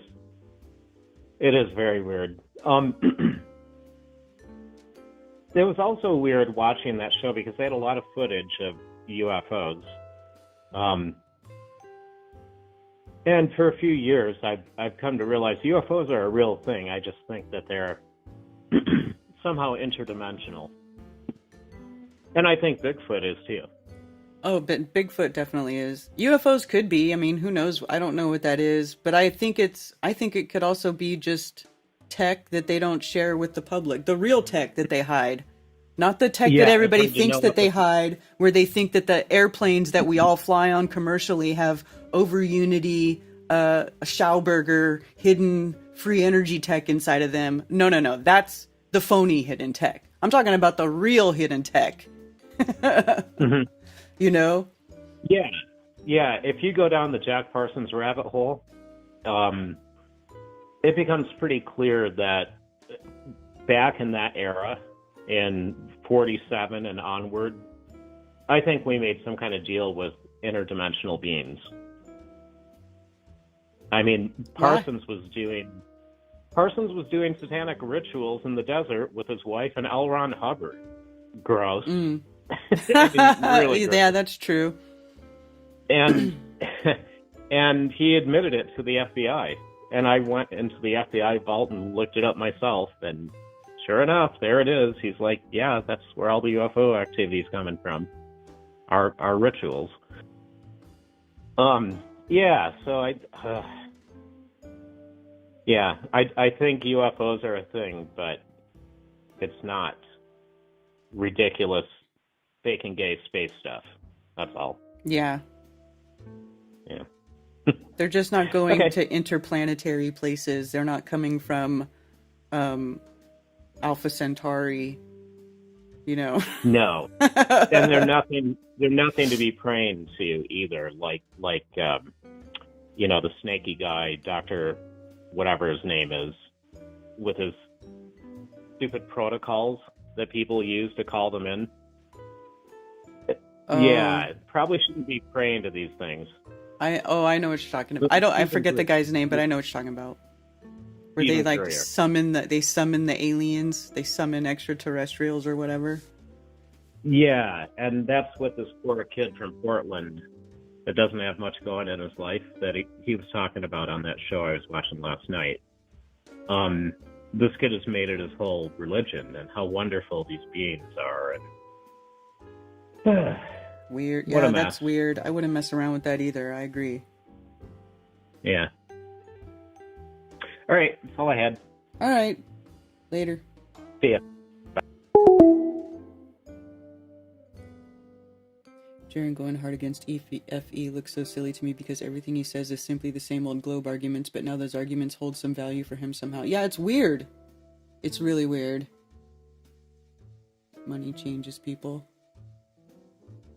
I mean, he says he didn't get any money.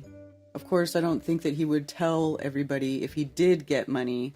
I don't know. I can't confirm or deny any of these allegations. All I can say is that it looks weird AF and highly suspect. I will say that. And I don't understand it. I don't understand how you can go from knowing, unless you just didn't understand it to begin with, unless the whole time you just never really got it. But I can't believe that that's true. Because as Marty was saying, I think it was Marty. Was it Marty? Or no, I was listening to an interview that Mark did, and he was saying, nobody gets into flat Earth because of the sun. Nobody goes, so the 24-hour sun in Antarctica is fake, huh? Well, I guess that means Earth is flat. Yeah, I'm a flat earther now, and they don't look at anything else. And then later on, they go and they find out that there's a 24-hour sun in Antarctica, and they're like, oh, I guess I was wrong. It's a ball. Nobody ever does that. No, who did that? So it is weird. It's weird. Anyway, it's weird that they can go from understanding that a giant geological physical form as the Earth would exhibit measurable curvature if it was physically the shape that they say that it is, but it's not. And now all of a sudden they think the Earth curves.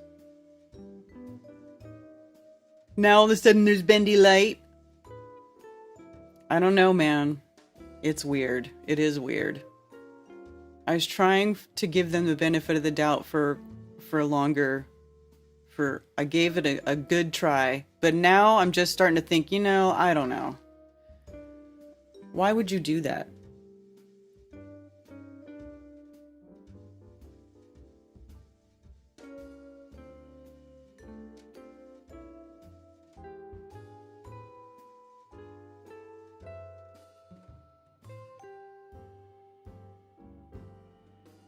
Threats to your family are involved. Yeah.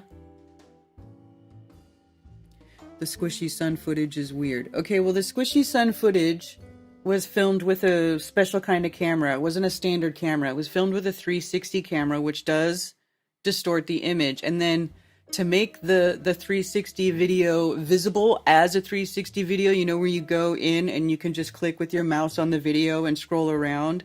To make that work, it has to be processed through a very special proprietary program for 360 video, where they mold it into that panoramic format so you can scroll around inside the video.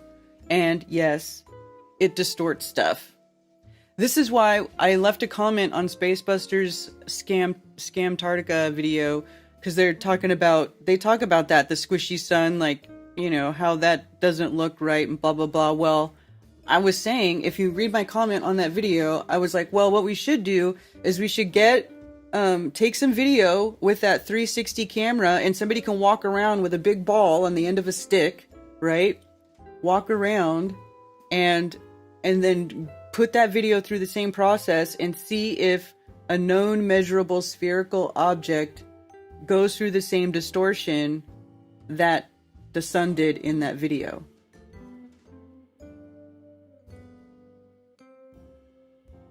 They can't stand McToon yet agreed to go with him down there. Well, yes. Because they wanted to know the truth.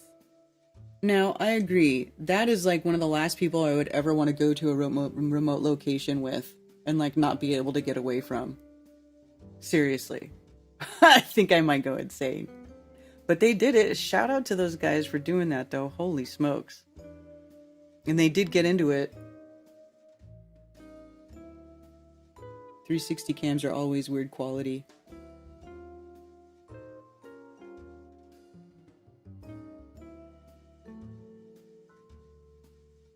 I would never get in an airplane and go somewhere with McTroll. I don't go on planes with snakes.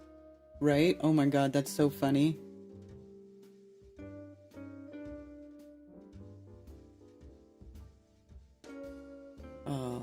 Now I wish I could have gone on the trip just so I could have been on the plane with them and been like, why are all these motherfucking snakes on this motherfucking plane? That would be funny.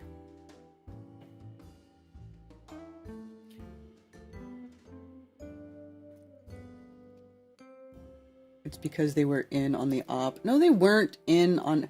Well, no, they weren't. They weren't in on any operation. There was nothing to be in on. I don't believe that, because Austin is not flipping. Lisbeth has not flipped. You know, only Jaren. So I don't know what the deal is there.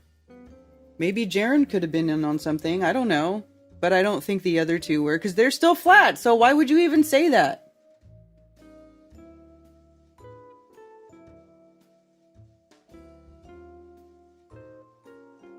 So what? Are you saying that the sun does not circle the pole at the spot that they were at? McKeegan also got the sun with a normal camera. Yeah, they also have solar... Let's see. Should we go look?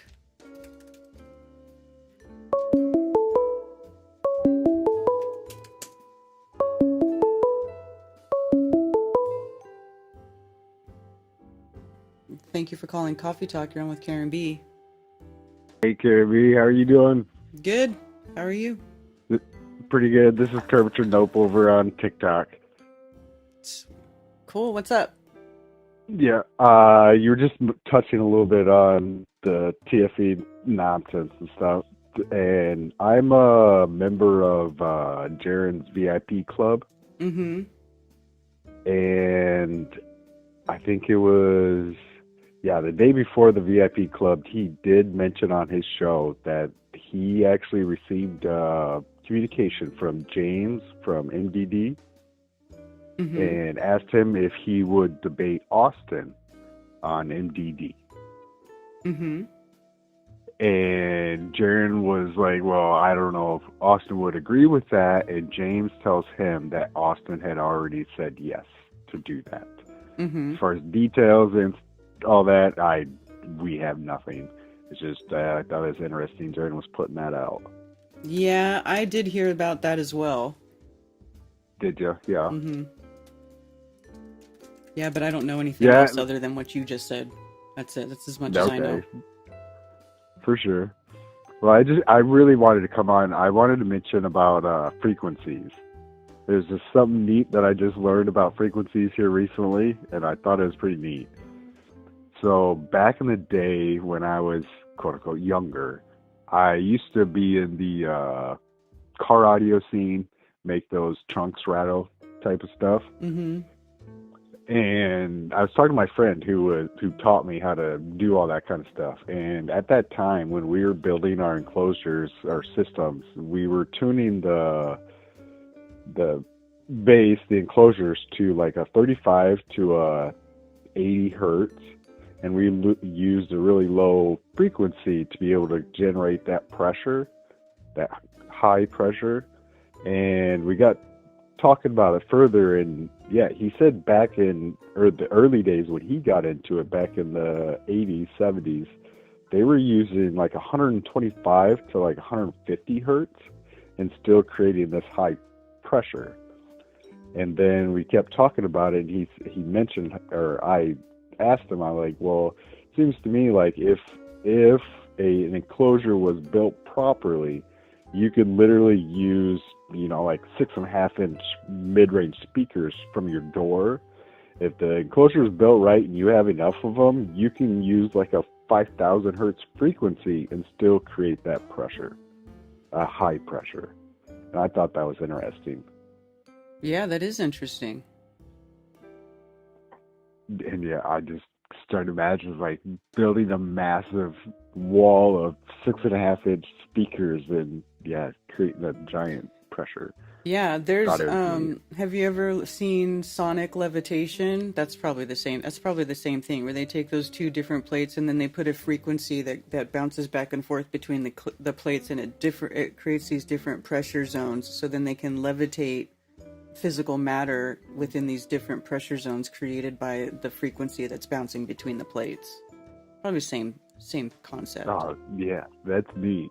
Because, yeah, like I've seen some of them enclosures, like they do awesome, and you can see the actual body of the vehicle like waving. And, yeah, it's the frequencies. It's causing, I don't know how to describe it, manipulation of the material and that pressure. And, yeah, that's what gives you that wave in the material. Yeah. I think frequencies are neat. Yeah. Frequencies make up the universe, I think. Oh, they definitely do. Like Tesla and I says. definitely get it. Oh, I'm sorry. Go ahead. I was doing a shout out Glowbusters yesterday. They had an awesome episode on tidal electrostatics and gravity. And I thought that was great. Nice. I'll have to go back and watch it. I get so busy on the weekends, I can't hardly ever sit down to watch that show. Oh, for sure. Yeah. Because, one of the things that they were talking about, so how do I explain it? The pressures. All right, so we have high pressures and low pressures, and there's that quote-unquote zero that we've put in that scale. Mm-hmm. Okay, well, it seems we have that same zero on electrical. Like, the Earth was put at a zero. Well, it seems like we can create other currents, higher currents, or a charge. And it's got, like I said, it's that same scale of, yes, it's below this made up zero that we put in, but we still create this minute little charge, just like the pressures we do. Just thought it was really interesting. Yeah. And I always learn something new every day. Yeah, absolutely. That's cool. Absolutely. I could sit here and ramble for days, so I appreciate the conversation, and keep crushing, Karen. All right, thanks. Take care. You too. I just checked puppy cam, and puppies are destroying. They're destroying the bed. And you know what? The mom's helping them. Oh my god.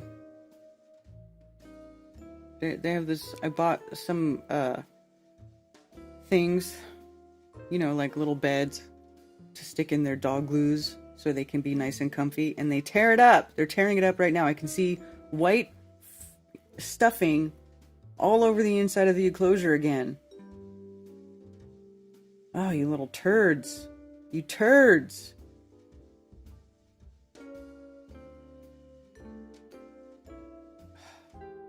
Killing me. Alright. So I'll have to go out there and clean that mess up again whenever this is done.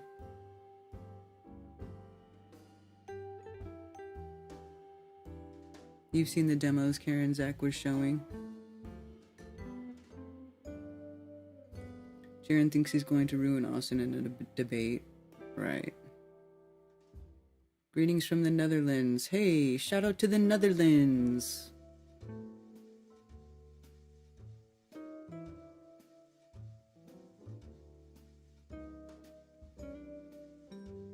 Open theism?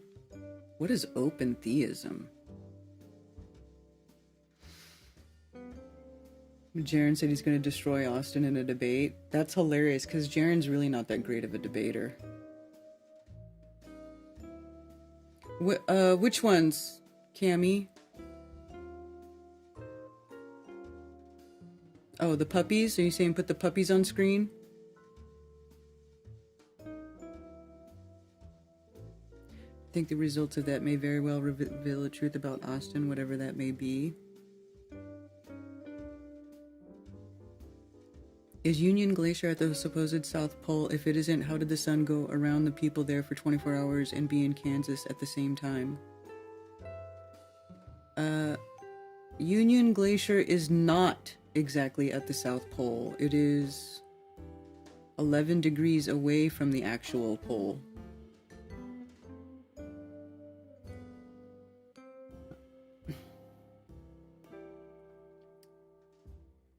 And Karen Lewis, you should go. Actually, you know what's a good thing to go watch? And I don't agree with everything in this video, but I did watch it. And I'm going to share it. I know I made a video debunking the jet fuel hoax of Spacebusters, but they do other stuff that's really cool. So this video right here, the sacred secret laws of the luminaries and the 24-hour sun explained. Now, I actually really enjoyed this talk. I listened to it while I've been painting. I've been painting my office because I'm making a new studio here. Hint, hint, wink, wink. So I've been working on stuff in the background. So while I've been painting, I put this talk on and I was listening to it. And they use visuals and stuff, like they have stuff. But I'm so familiar with the subject that I don't really need to see their visuals. If they talk about it, I know what they're talking about. And I thought it was good. And they give some possibilities of how this 24-hour sun could work circumpolar over these other places. They call it a sweet spot. If you have ever heard me and Cammie talk about it, we think that the idea, and I'll just pull this up right now. The idea is that there are two poles, not one South Pole, but two South Poles. At least a minimum of two South Poles, right? So you have this pole, this magnetic anomaly that is under Australia. And now if you follow this line, well, over here on the other side where these red and blue lines, which are lines of flux, they all are supposed to converge on a pole. So if you know that the Earth is level and you know about how magnetics work, if you put another pole down here in this lower left corner, that is somewhere south of South America, okay? Then you have a pole here and you have a pole there. And then you have the center pole, which is created by these two outer poles on the outside, creates this center quadrupole, okay? And then you have the main path of the sun circling over the center quadrupole. And then when it gets to the outer edges, you see the sun going circumpolar out here because it's getting picked up in that field. Now, that's really a sort of super basic explanation for it. It could or could not be correct. Nobody knows how the sky works. Nobody knows what the sun is. Nobody knows what the moon is. Okay, this is all speculation. But if you think about that, And then you go and you listen to this, and they talk about that they went to a sweet spot.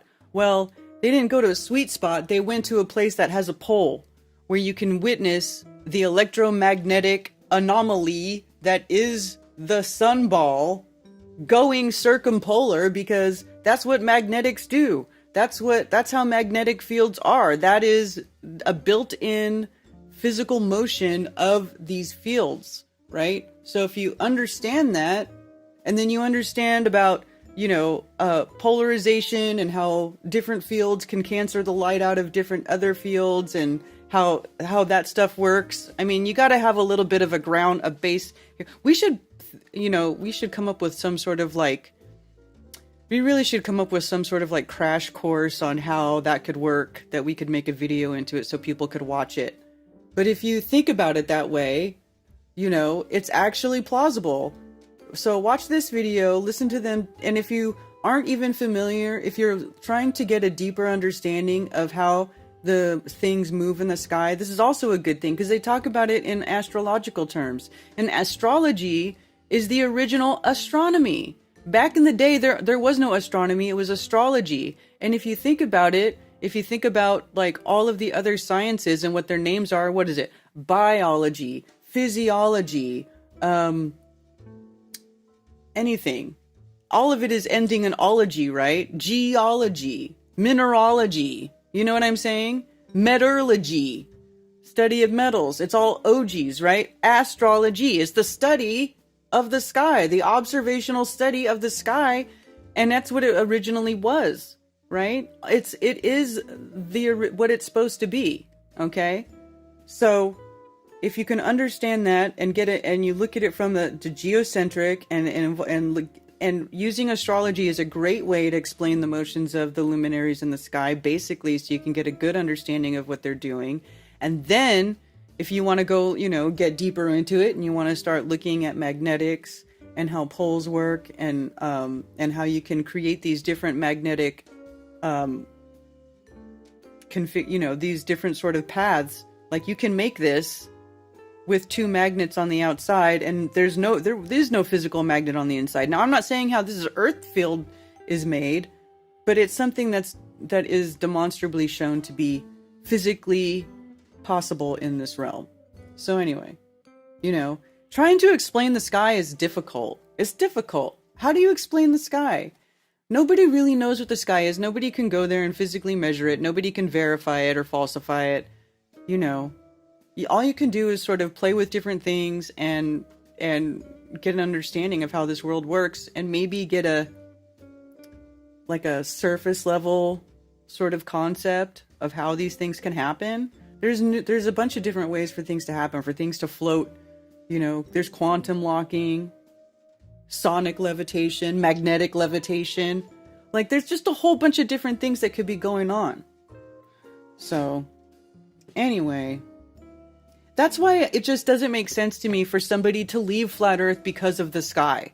It just doesn't make sense, because we've talked about and learned way too much. So either they weren't paying attention, or they never had an understanding of it in the first place, or they sold out, or both, or all of the above. Who knows?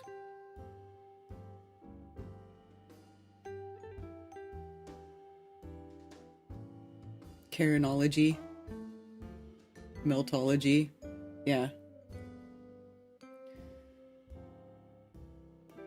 Not at all, Karen. We need to demo how optics work in nature.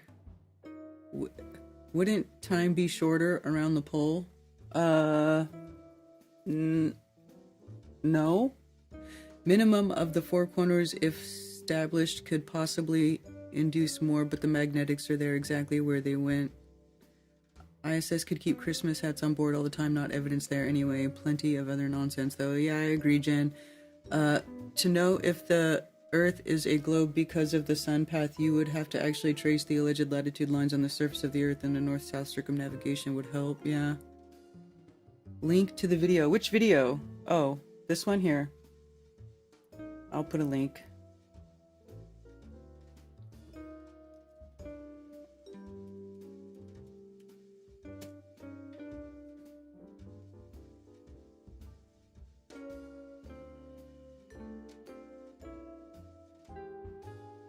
It's lovely to finally.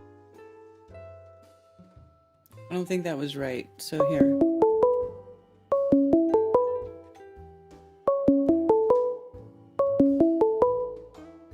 That might be wrong. Thank you for calling Coffee Talk. You're on with Karen B. Oh, hi, Karen. It's Marcus, or the Magnet guy. First of all, thank you for passing the money on. Okay, you're welcome. And, Yes. and I was wondering, did you pass the email I did. that had the same title? I forwarded her the email with all of the instructions or whatever, the whole explanation. Oh, that's sweet. Yes. And thank you. That she disappeared from Clubhouse. So I was wondering. She's had a rough week. I don't want to tell her business, but she's had a rough week, so give her a little bit of time. She had something kind of not very pretty bad happen. But she's okay. Oh, okay. She's okay, but but she's had a really rough week. So I would say give her a little bit of time, because she really did have something bad happen. So okay, well, I'm sorry about that. Yeah.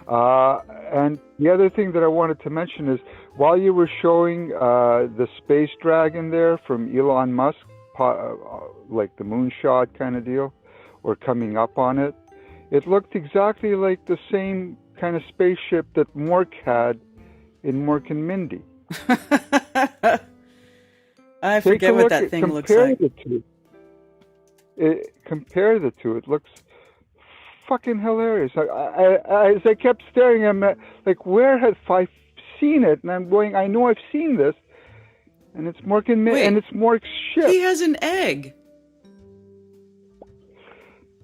Yeah, the cosmic egg. Mork, and his son was born in an egg too, a huge egg. Oh, so weird.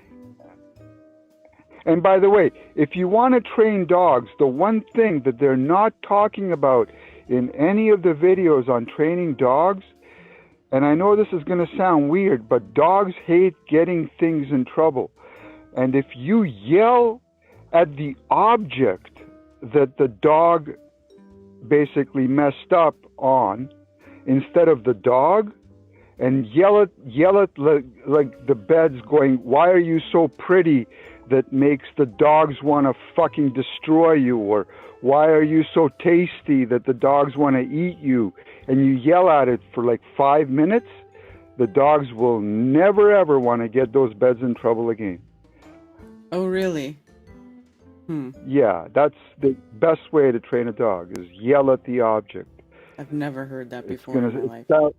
I know, and I haven't seen that on videos, but I lived, one of my roommates a long time ago was a dog trainer. And basically, this is the one thing he said: you want to train a dog fast, yell at the object. And they don't want to do that. I don't know why. They don't want dogs to be perfect.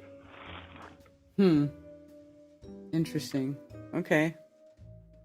And I was going to say that the oligarchy has ways of messing things up, because the moment basically I got in touch with her and got her to go along, show the magnets, the oligarchy messed her life up. Speaking of that, by the way, before our heroes went to Antarctica, the oligarchy did do a sacrifice, Zulu, right on Mark Sargent's show. Looks like a really good sacrifice for our heroes going down to Antarctica. Yeah, I don't know about that. I don't really like to get very super conspiratorial about my friends. Well, no, I didn't say he was Satanist. Or I know. Zulu was a Satanist. I know you didn't say that. You said that he was a sacrifice, but I don't necessarily believe that. I don't think so. Well, right on the show before they left, it's sick to think about it that way, but oops. And by the way, in the email that I sent, it also has I made a video on Strawman, which is a faster program than the one I think you got hooked up on. If you wanted to take a look, What is it? you can basically, well, you can get a new house and car in the way it's set up in the States inside 3 months, plus something that, you know, the folks that are teaching you the straw man thing, you don't have to go to jail for most charges. And unfortunately, that's the hardest one for most folks to get their head around, is the fact that there's like an open sesame for court. Just say 20 words and then the judge has to let you go. Okay.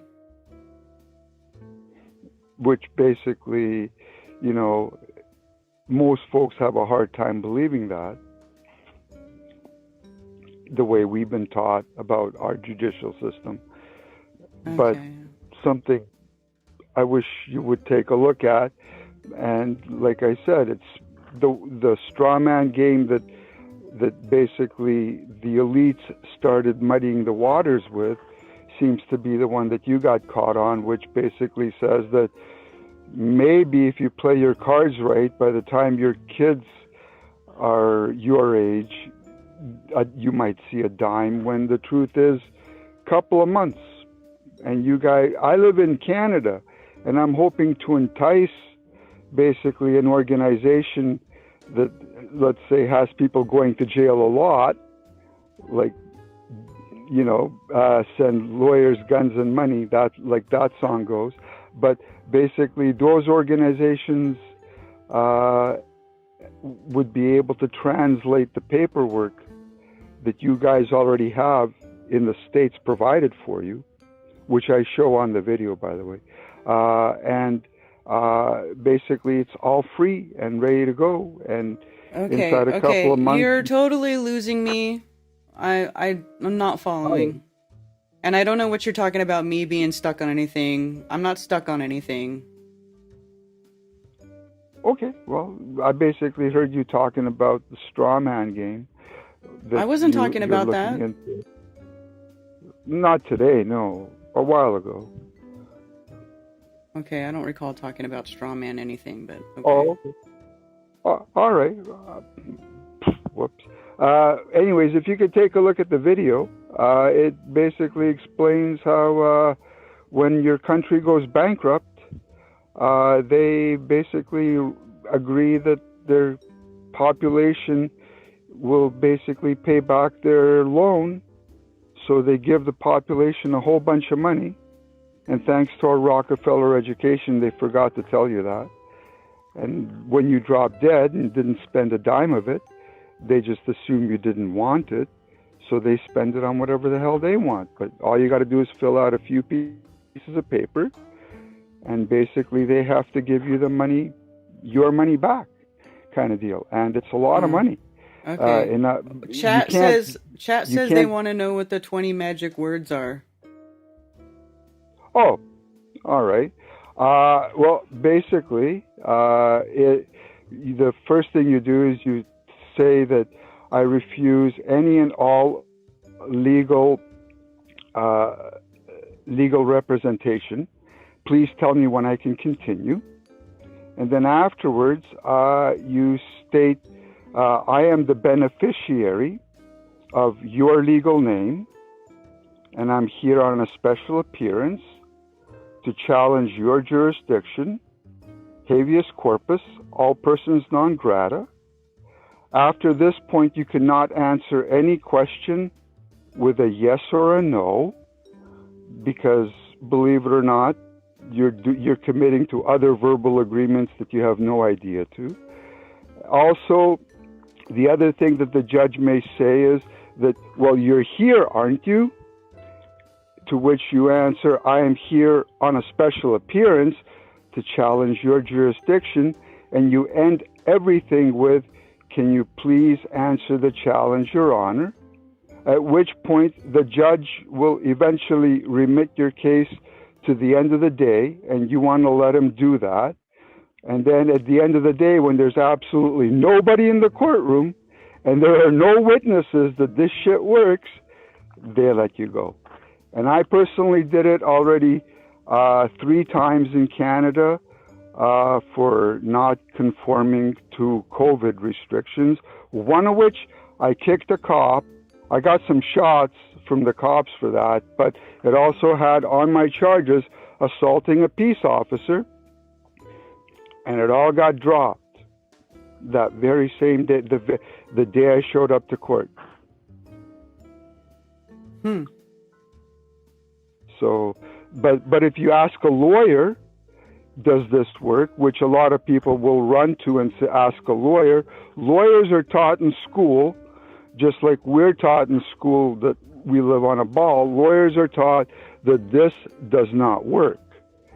And then when a lawyer is accepted to become a judge, and it takes 3 months for that process to take place, somewhere in there, they tell the guy, oh, by the way, this really does work. And if you hear anybody say this in a courtroom, because these laws were designed so that when a Freemason gets caught with his hand in the cookie jar, you know, peddling a kid, eating them, killing them, or basically that they get to go sleep in their very own bed the next day. So that's why these laws exist. That doesn't matter what you did, the judge has to let you go. Because the court is not on United States land as far as you're concerned. Because when the U.S. went bankrupt, it only got to keep a 10-mile radius inside Washington, D.C., that is actually the United States of America. The rest of the land that you live on, let's say, belongs to the Columbia Corporation. You live on land owned by a corporation. All the courthouses that you will see on your land are corporate. They have nothing to do with the judicial system of the United States of America, because they're not on U.S. land to be. And every other country falls into the same category. Okay. 99% of the courthouses are fake. Okay, very good. That's okay. I'm overdosed on legal talk now. I'm way maxed out. Oh. If you could watch my video, that would be great. Okay. You can email me the link. It's part of the link that you sent to to Elizabeth. Okay. All right. Thank you. Talk to you later. Sweet Lord Jesus. I really have a hard time with that legal blah blah blah. Okay, so check it out. I went over here to the 360 time lapse of capturing the 24-hour Antarctic sun, because everybody talks about how it's distorted. If I put the sun in the middle of the video, it's round. If I put the sun over here, it's wonky. If I put the sun over here, it's wonky. If I put the sun over here, it's wonky. If I put the sun over here, it's wonky. If I put it in the middle, it's round. That's why the sun is distorted in the 360 video.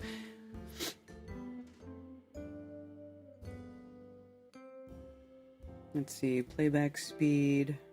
This is the one that was real time, but we don't need real time. Just double the speed. So there, if you keep the sun in the middle, it looks round, but if you do this, oh, look at the sun, right? And now it's distorting a different way because it's not in the middle, but if I do that, now it's round.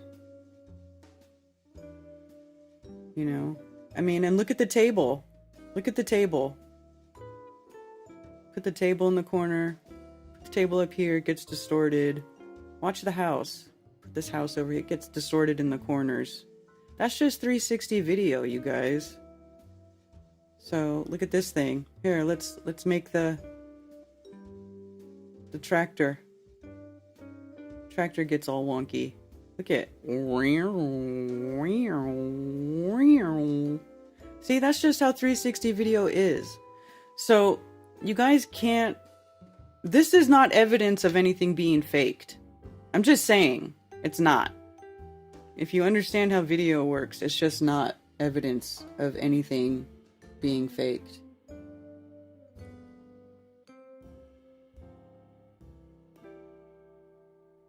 The shadows are all blue. Well, that's because they're being cast on white snow. If you'll notice, like the whatever the object the shadow is being cast on, that's going to affect how that visually appears, right? So if you have a white stuff and then you cast a shadow on it, that shadow is not going to be as dark as if you had like black carpet here and then you cast a shadow on the black carpet. Well, then it's going to be darker than this.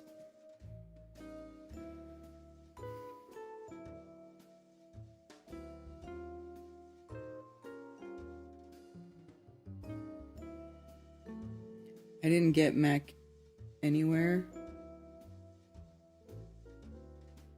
You also don't need driver's license or registration to travel in your own personal vehicle. Yes, that's true, but you know, you gotta know what you're doing with stuff like that, otherwise the cops will fuck you up. You know what I'm saying? You really gotta know what you're doing.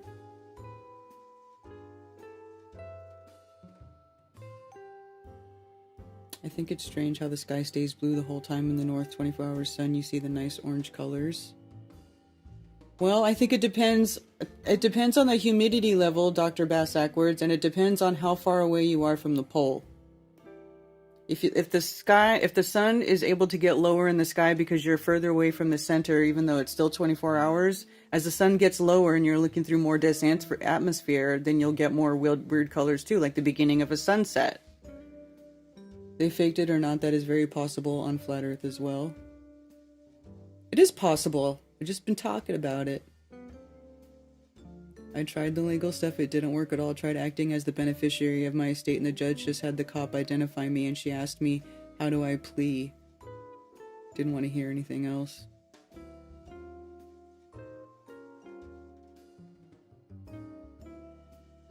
Brandon Joe Williams. Yeah, that guy is pretty interesting. He's got a whole course that's for free. Tons of information.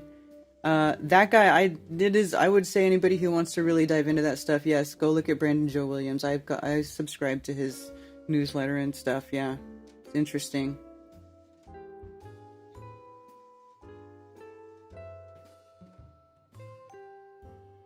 It could also be, just the video, the way the video processes the color, you know, because do you guys understand? I can tell that nobody works with video, right? Or you guys don't really work with video very much anymore, because if you work with video, like one of the most difficult places to film in would be a place like this that is all pure white everywhere. Like I honestly am surprised that they got as good a video as they...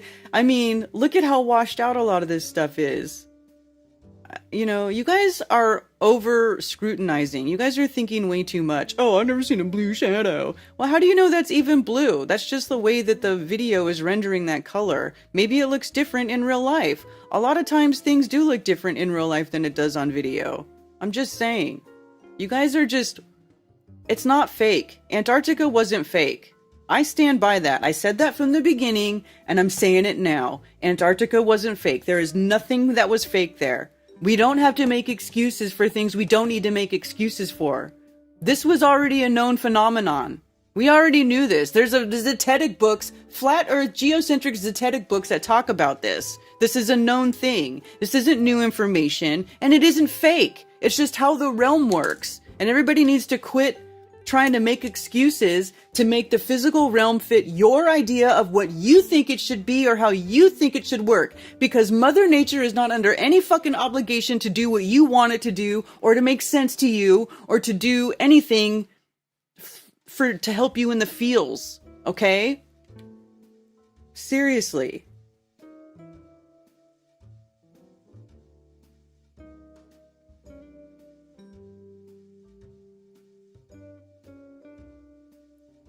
Did you talk about Serbia's 300,000 strong protesting the government, then they deployed a super subsonic weapon to disperse the crowds. No, I didn't even know that happened.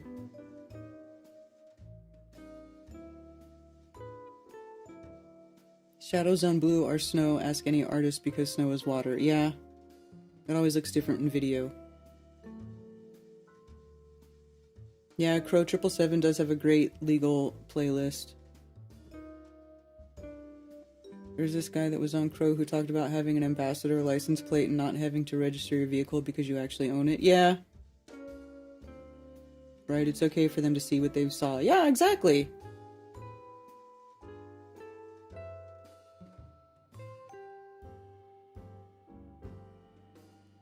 Half the FE gang turned against me. Well, you were also saying that it could be faked, and you were trying to say that they put some stupid plasma laser sun in the sky with crap evidence. I mean, come on. That was dumb. I don't know why you guys think you have evidence for that. And then you showed a video of a laser that was frying a piece of plastic, and that bright light was plastic being fried. Yet you guys are trying to explain that there's some laser burning, what, nothing? It's just stopping at the exact point where the sun is supposed to be in the sky and creating that ball, and it's not really burning anything? And it just happens to light up the entire place, just like the sun. Rays outgoing everywhere. I mean, if you say ridiculous stuff, that's what happens.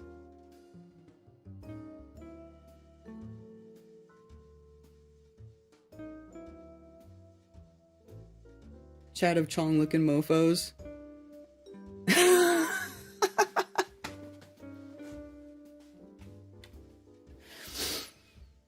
I mean, it just... There's no need to make excuses for the realm and how it is. It's like that. That's why I read that quote on that stream, because we have to be honest with what we're seeing here. Everybody needs to just be candid and just straight up with what's going on here. And that's how you're going to come to the truth, you know? But everybody wants to put, oh, well, maybe this happened, or it could have been this, or it could have been that, or I think they went into a studio, or I think there's a laser plasma sun in the sky, or, you know, it's all fake. They came out magnetized. They came out of their crazy giant studio, and they're all magnetized now. And, you know, and like, come on. You know, this is why people think flat earthers are crazy. That's why. Because you guys go around and say crazy shit.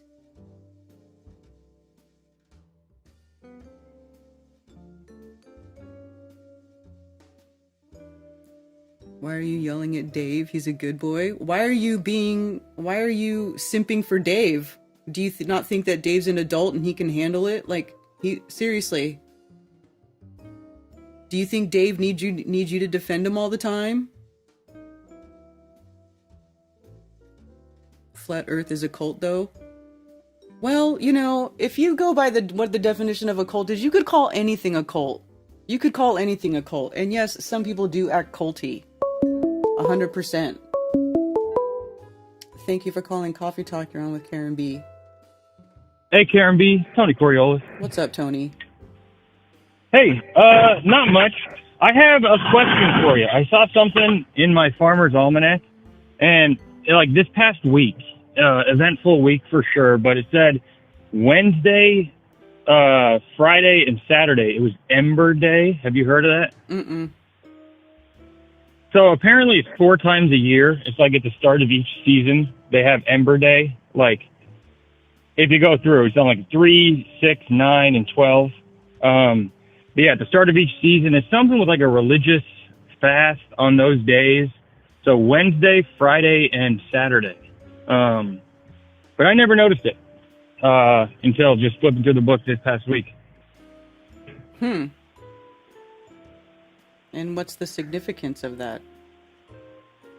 I'm not sure. But something with like a fast before it. So I think just for fun, you know, I'll probably do the next one. I saw it's the week before Fathead's Jamming the Plane. So if it was that week, I would not do it. But since the week before, I'll go and I'll be, you know, a hair skinnier when I get out there. Nice. Yeah. But then, yeah, I was thinking of a couple other things, and the Ember Day thing is kind of all I got today. I forgot what else. I've just been going around at work doing stuff. Did you see the eclipse? What's up? Did you see the eclipse? I did. And today is day 22 of me working consecutively. And, like, it happened on day 19 for me working consecutively. And I just went outside and I looked at it for, like, 15 minutes. And then it was at, like, midnight or something. So then I just went back to bed. I got work at 5 a.m. Any day I got to work, so. Yeah, wow. Why are you working every day? It's like a bullshit thing how we have like a bunch of California teams come in for a big tournament they get a bunch of money for, and we just got to get the ball fields ready for them. So all hands on deck type of thing. But if I take any days off in between, I don't get overtime pay for the weekends, you know? Oh, man, that's brutal. Yeah, I know. So I'm definitely looking forward to when I have off. And I'm going to go up to my out-of-town spot. And normally I just go up there and I just drink and watch movies and stuff. And I'm trying to couple in too. I'm not drinking for the month of March, just since I got to work and it kind of sucks. So I'm trying to throw in not drinking. That's probably not helping my enjoying it. But yeah, I'm making it through. I got 12 days left or something. Yeah, you'll be all right. You'll make it. Yeah, but that is one thing that I thought. I'm going to rewatch the movie Moonfall because, and I brought that up on a Strange World call into you and Mark one time. And Mark said that he watched it. I'm not sure if you have yet. Which one? It's a movie, Moonfall. It came out in 2022. No. So in that movie, it's like, oh, this nerdy guy figured out that the moon's off its normal path and it's going to crash with the Earth. And what is the moon? And blah, blah, blah. Total space nonsense stuff. But in it, you know, they praise Elon several times within the movie. It's a 2022 movie. And there's literally like a scene in that movie where they're going up towards the moon and like, oh shit, we're almost out of fuel. Oh, thank God Elon put this fueling station here. Oh, Elon's so good. Like, it's nonsense. But, yeah, I'm going to watch that movie when I get a day off to go out of town. Okay, that's funny. It did remind me when you were saying, like, how would they build something to dock, or the caller said, how would they build something to dock perfectly up there? And, yeah, apparently in that movie, Elon's got a whole gas station up there just ready to go. So, oh, thanks, Elon. Yeah. Super friends. Totally. And then another thing, just the guy, Artiste Liberal or something, you know that guy in the chat? Yeah, yeah. Yeah, so I didn't see him today, but me and him, just a couple of comments back and forth at each other. He recommended a movie that's like made in 1973, and I really like the number 73, so I was like, I'll get that movie. He recommended me a movie, The Holy Mountain. Yeah, he told me to watch that too, except I haven't sat down to watch it yet because I've been so much stuff going on. Did you watch it? Yeah, I've watched it a couple times, and really it is one of those like kind of trippy artistic movies, but I really did like it, and I saw it kind of before all this stuff went down, and it really has helped me just kind of stay calm about everything. I still think it's not a big deal, like everything that everyone's freaking out about, but that's just me. So yeah, The Holy Mountain, 1973. The movie's like banned in other countries and stuff, but I like it. I like that movie. Yeah, that's cool. Okay, now I really want to watch it. I was going to watch it anyways because Artez recommended it, and he doesn't, every time he sends me something, it's something good. So. Yeah. It was a 10 out of 10 recommendation by him. Okay, awesome. That's cool. Yeah. Well, all right. I'm just going to get back to work. I forgot what else I was going to say, but thank you for taking my call, Karen. I appreciate you. All right. Thanks, Tony. All right. Later. Later. Yes. Holy Mountain. Link, please, to Holy Mountain movie. Okay, let me see if I can find it. Here. Archive Holy Mountain. Here, I'll put it in the chat.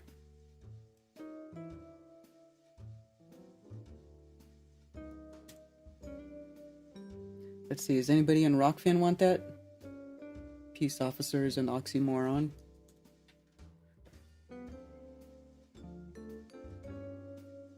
One thing Steve mentioned I found curious was during the 24-hour sun for days, why weren't they standing in water puddles? Yeah, because Antarctica is a much higher altitude and it's colder. Like, it doesn't make sense. It's not the same as the North Pole. That's another major thing about Antarctica. Like, everything about the geography, the climate, everything, if you were on a ball and the sun was like riding that middle section of the ball the way that they say it is, then the North Pole and the South Pole should be the same, but they're totally not the same. They're not the same. The climate is not the same. There's actually flora and fauna north of 60 degrees latitude in the northern hemisphere, where in the south it's completely barren. There's nothing there to support any sort of substantial amount of life. Certainly nothing there to support human life. Yeah, Holy Mountain. I think the moon craters look the same as boiling fluid that was forced to cool down instantly. Yeah, Dr. Gaswords, that's an interesting sort of thought. Yeah, they also look like electrical arcing craters.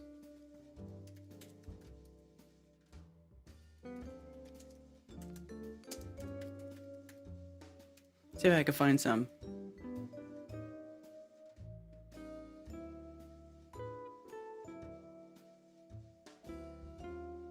Electrical discharge hypothesis.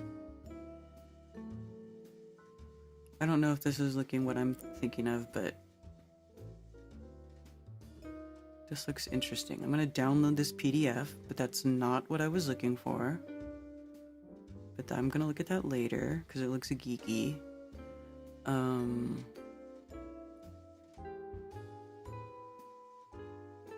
Thermal model of crater formation process in electrical discharge machining. So there's whole papers about it, right? It creates a crater, and it even creates a bump in the center.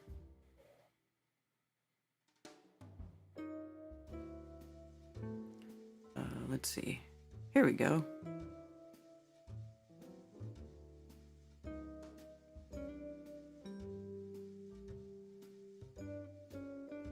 Craters made by electrical arcing.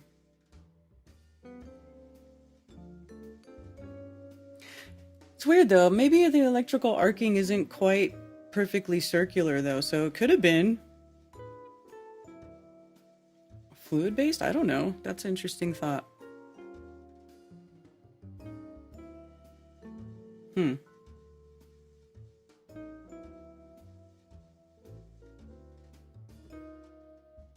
Images for electrical arc crater.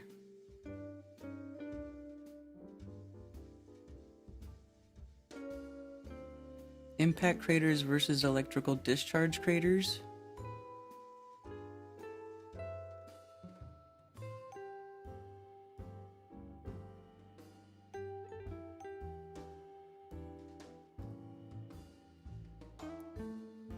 Rimless crater. Crater filled with some craters having adjacent walls. And then NASA photo of area on Mars with rimless circular craters. Here's crater from plasma discharge. So, yeah. There's, see, even those could have been formed a whole bunch of different ways that don't include things falling from space. So it's interesting. It's interesting when you start looking into all this stuff and how things can form.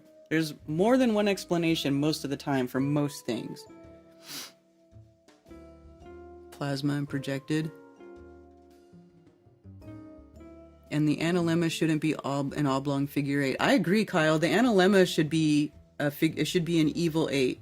It should be like an infinity sign.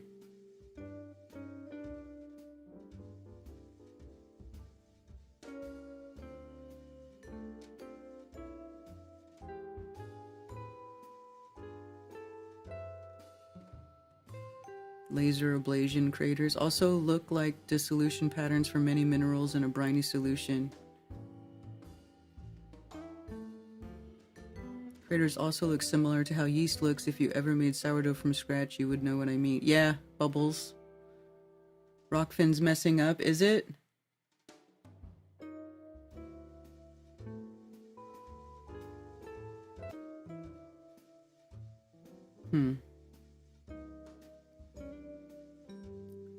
Craters look like outer space. Outpacks versus impacts. If you Google CBC logo, I think it's like that sort of because of the huge area of the sky we see at once. They would have been under a half dome away from under the full dome. CBC logo.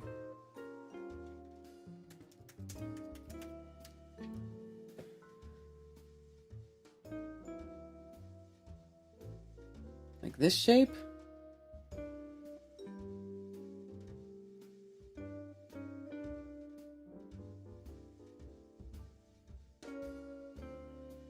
I don't know. I don't know if this helps me reconcile anything in my mind about that, but interesting looking thing there.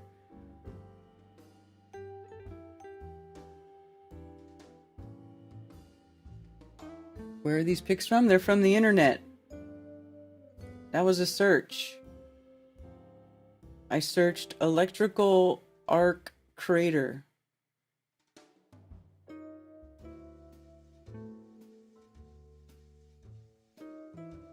That's why we keep an open mind. Exchange of ideas is a good thing. Check out the circular Carolina bays all along the eastern seaboard, enormous basins in the ocean. Yeah. Huge long stretch of coastline.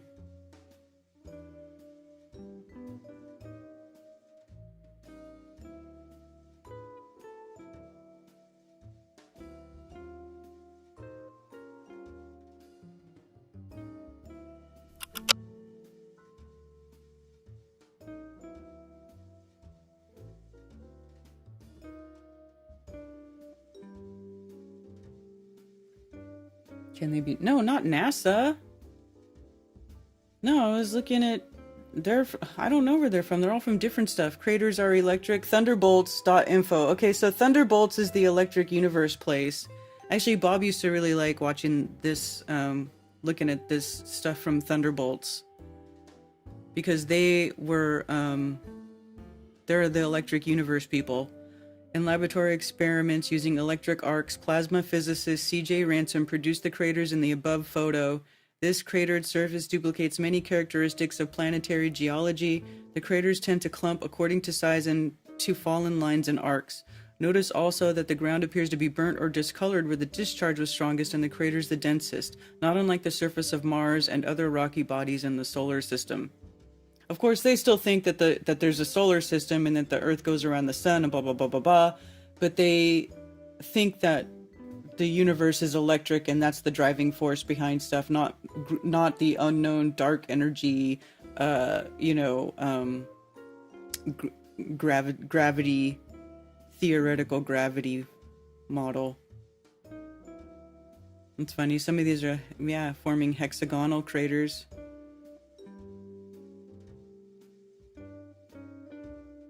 It goes without saying that hexagonal cratering patterns are difficult, if not impossible, to explain with the impact hypothesis, and incredibly many dozens of such formations have been imaged on planetary surfaces. Above you see just 3 of the many observed on Mars.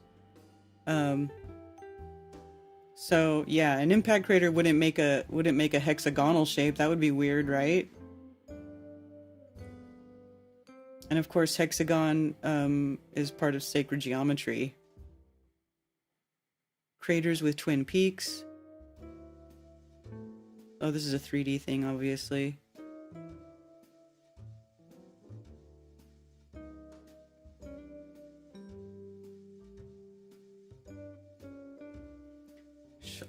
Show all the features of one aspects of depressions cut by electrical discharge, typical flat floors, steep sides, pinched up rims, and terraces around their walls.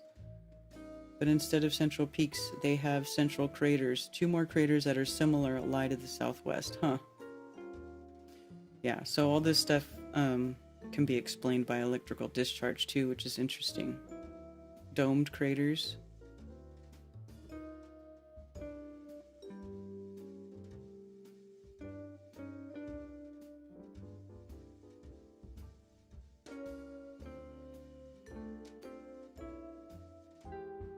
Anyway, it's very interesting.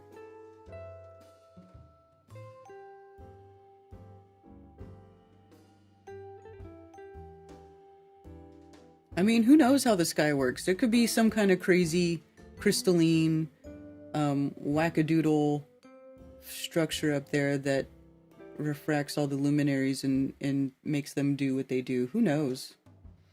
Walt of Thunderbolts is a lovely voice. I learned that teeth are capacitors. Yeah, that guy passed away, unfortunately. I think he died a little bit before Bob. I got some pretty good pics testing out a phone clip for the eyepiece of a telescope. Google image laser ablation crater. Okay. Laser ablation. How do you spell ablation? Ablation? Is it ablation? I don't know how to spell that word.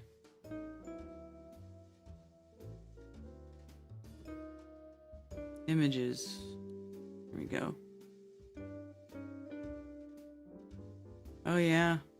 So those are real perfectly round. That one is. But yeah, I mean, and if you think about it, that's similar to electrical arcing. You're just shooting in a high intensity electrical beam at stuff, right?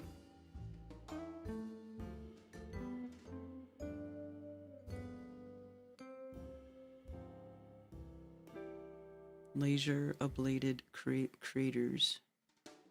They look splashy. Look like they splash.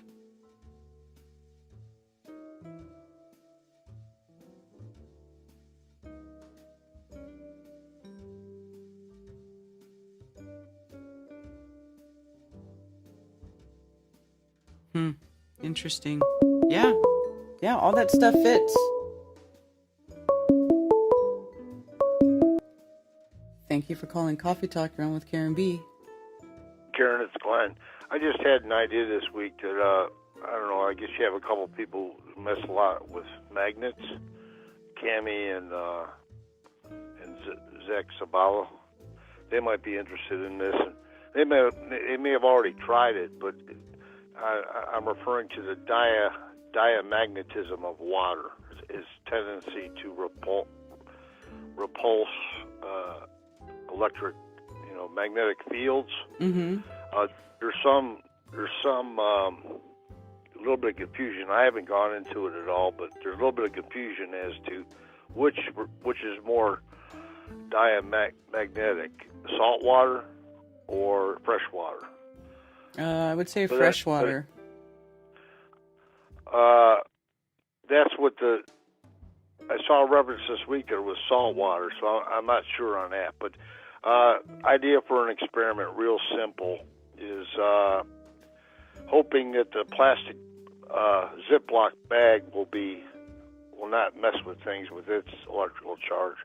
But you just put water in a Ziploc bag and lay it flat on a flat surface. You just want enough water in it to cover, just for its area. You don't want to bubble it out or anything. Just enough to cover on the countertop and seal it. And start playing with magnets underneath it. And look for any occurrence, any incidence of a bubble. The bag being pushed up. That could lead to something. It's just an idea I had. And I heard Cammie mention recently that she's got a whole ration of magnets. So it's just an idea they might want to play with. But, yeah. Okay. Okay. All right, bye. Bye.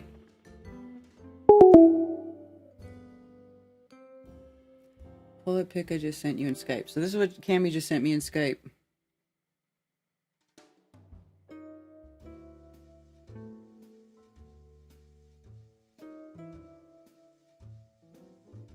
It's not that people aren't interested in it. It's just it's a very difficult subject matter. Somebody make it easy. Actually, I think that guy Brendan Joe Williams does make it easy. Easier, I should say. And so you have to do a lot of homework and a lot of studying to understand the ins and outs of the law. And if you get it wrong, you can fuck people up. That's why I don't really like talking about it live on this show. Because that's not my expertise, and I don't want to say or do anything that would cause someone to get in trouble or have violence put upon them. You know what I'm saying? I don't want that responsibility. There are plenty of channels that talk about it, though. That's why I said go look at Brandon Joe Williams. You can look at How to Win in Court. You know, Alfonso Fagioli. There's a lot of people that do really good stuff. KL on Crow 777. You know what I'm saying? Like, there's places that do it, but I don't want to. For me here, I just don't want to do that here because I just know that people. It's a difficult subject and people can get themselves into serious trouble, and I don't want to have that on my conscience. Mark Sargent. We live in a holographic crystal matrix. Just my opinion. Yeah. I mean, you're not wrong. I don't think you're wrong about that. Holographic crystal. Yeah, something like that. All matter has a diamagnetic component. It is highly misunderstood. Okay, so this is what Cammie sent me. Vesicular and amygdaloidal textures. Amygdaloidal textures. Vesicles are fossil bubbles. So a rock that looks like Swiss cheese has vesicular texture. Vesicles range in shape from spherical to elongated in size and from less than a millimeter to more than 1 centimeter. Basalts are also commonly vesicular. The drop in the pressure that a magma experiences as it flows from underground to the Earth's surface allows water and gases in the lava to form bubbles. If the bubbles do not get large enough to pop, they are frozen in the lava as vesicles. Amygdaloids are simply vesicles that have been filled in with a secondary mineral long after the flow cooled, such as the secondary minerals are commonly white quartz, calcite, zeolite. A secondary mineral is one that formed after the rock originally formed. So this is a fine example of vesicular basalt. If you click on the picture to enlarge it, you will see the tiny white lathes of plagioclase feldspar. This is thus vesicular grain and porphyritic.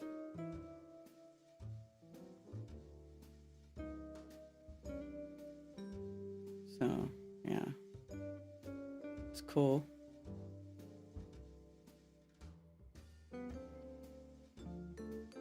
This basalt sample is so full of vesicles that it is more whole than it is basalt. It's amazing to me how much dissolved water and gas a molten rock can hold. Huh, interesting. So, yeah. Do not agree with the fossil bubbles explanation. Geoscience textures found in nature. Gemologists refer to this as natural dissolution pattern that happens when exposed to salt water. Oh. Let me search that natural dissolution pattern. Let's see if I can search that and find some stuff. So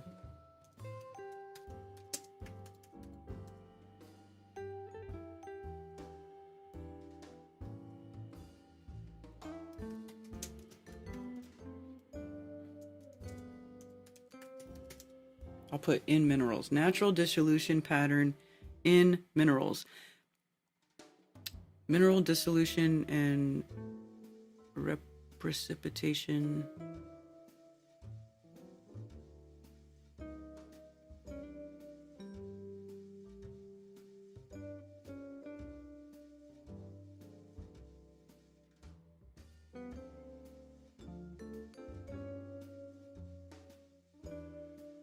I don't think that's going to show me what I want.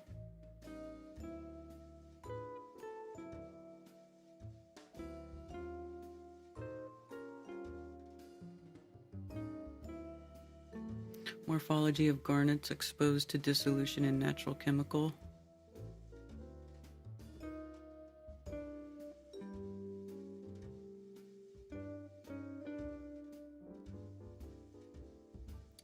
Weird.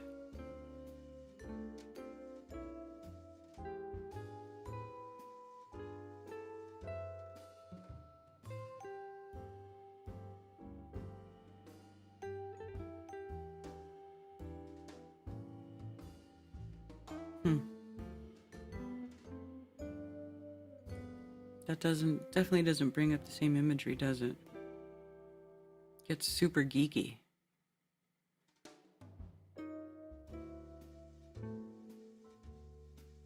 Oh, look at this.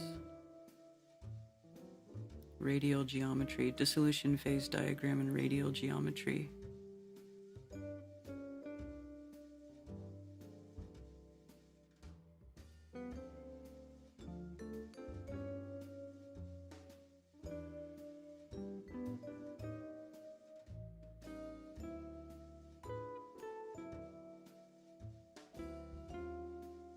I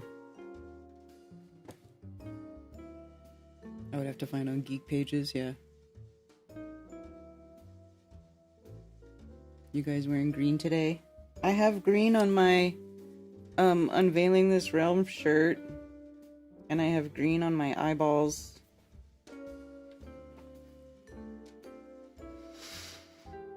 Hard to find? Yeah. You ain't kidding. Alright, well that's something that we should look into, and we should, like, include that. Just the laser one.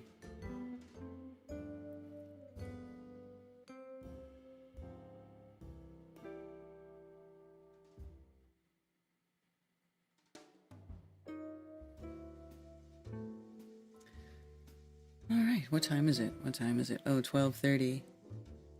12:30. By the way, I have 2 puppies left. Got my Irish passport. Oh, nice!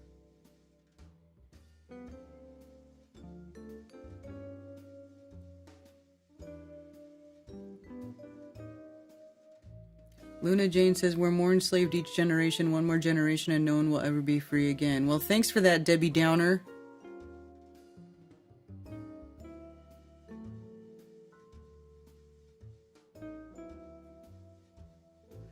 Chris Matt says the movie Don't Look Up is the perfect analogy for Flat Earth. Don't look at the sky because of what it may reveal to you about reality. That movie was hilarious, by the way. Ted and I watched that movie Don't Look Up, where some comet is supposed to head for Earth and it's like gonna kill everybody, and they know 6 months in advance. And so like for 6 months, for the first couple of months are the scientists trying to convince everybody that there is an actual comet coming, and they're trying to everybody to take it seriously. It's pretty funny. That movie made me laugh.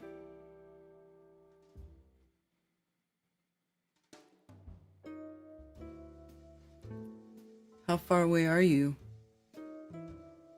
Yeah, I only have 2. I got 2 more little girls. 2 more girls that I'm trying to find homes for. That's one of them, actually. That is, that's Xena. Here.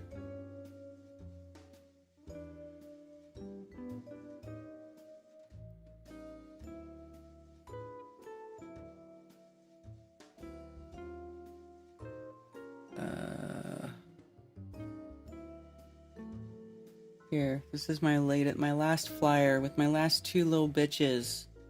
So this is Sugar, and this is Xena, and this is Sugar and Xena next to each other. They're cute. They're mostly black with white spots on their nose and white on their chest, and they are the sweetest little doggos. And so say a prayer for Sugar and Xena that they find their forever homes this week. All the boys have found homes. All the males are gone. I don't know why it's so hard for me to get homes for these females, but nobody has wanted to adopt a female yet. Were you proud of me for going on Awake So's channel and promoting positive FE? But I didn't even know you did that, Mark. 'Cause I hate those guys. I never pay attention to them, and I didn't even know you did that. But yes, I'm proud of you, because I would never, ever, ever in a million years waste my time with those douchebags. Better you than me.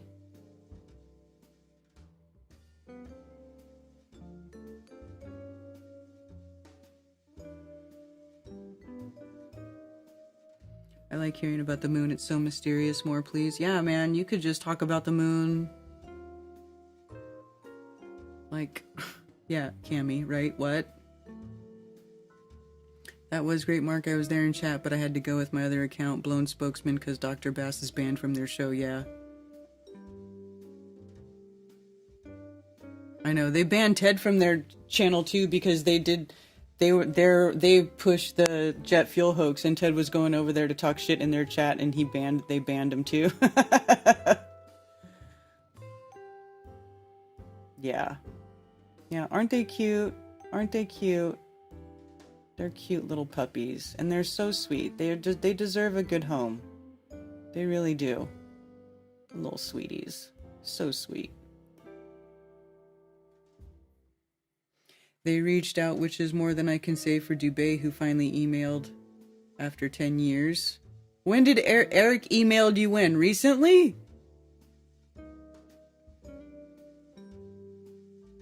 Eric emailed you?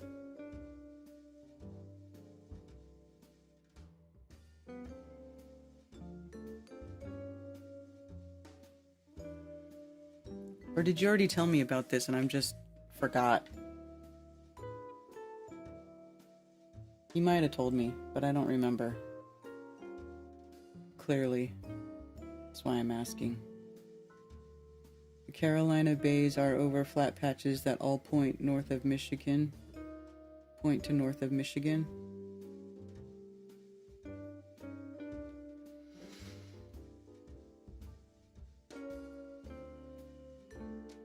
Oh, you emailed him?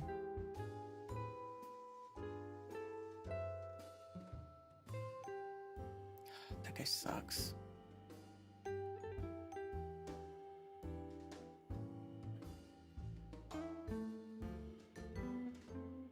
So yeah, Sacred Law of the Luminaries on the Spacebuster channel is a good thing to go check out. Also, go to Dave McKeegan's channel, 360 time-lapse capturing 24-hour Antarctic sun, the 25-hour long version, and go look at how things get distorted when you move it around. Wonky sun, round sun. Wonky sun, round sun. Wonky sun, round sun. Wonky, round. Okay? It's very easy.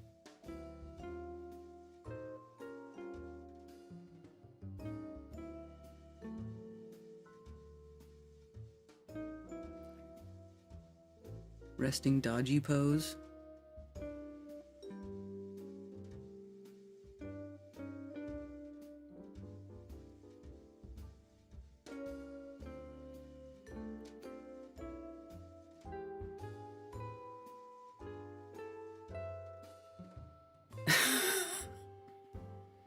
Dubé is wonky. Yeah.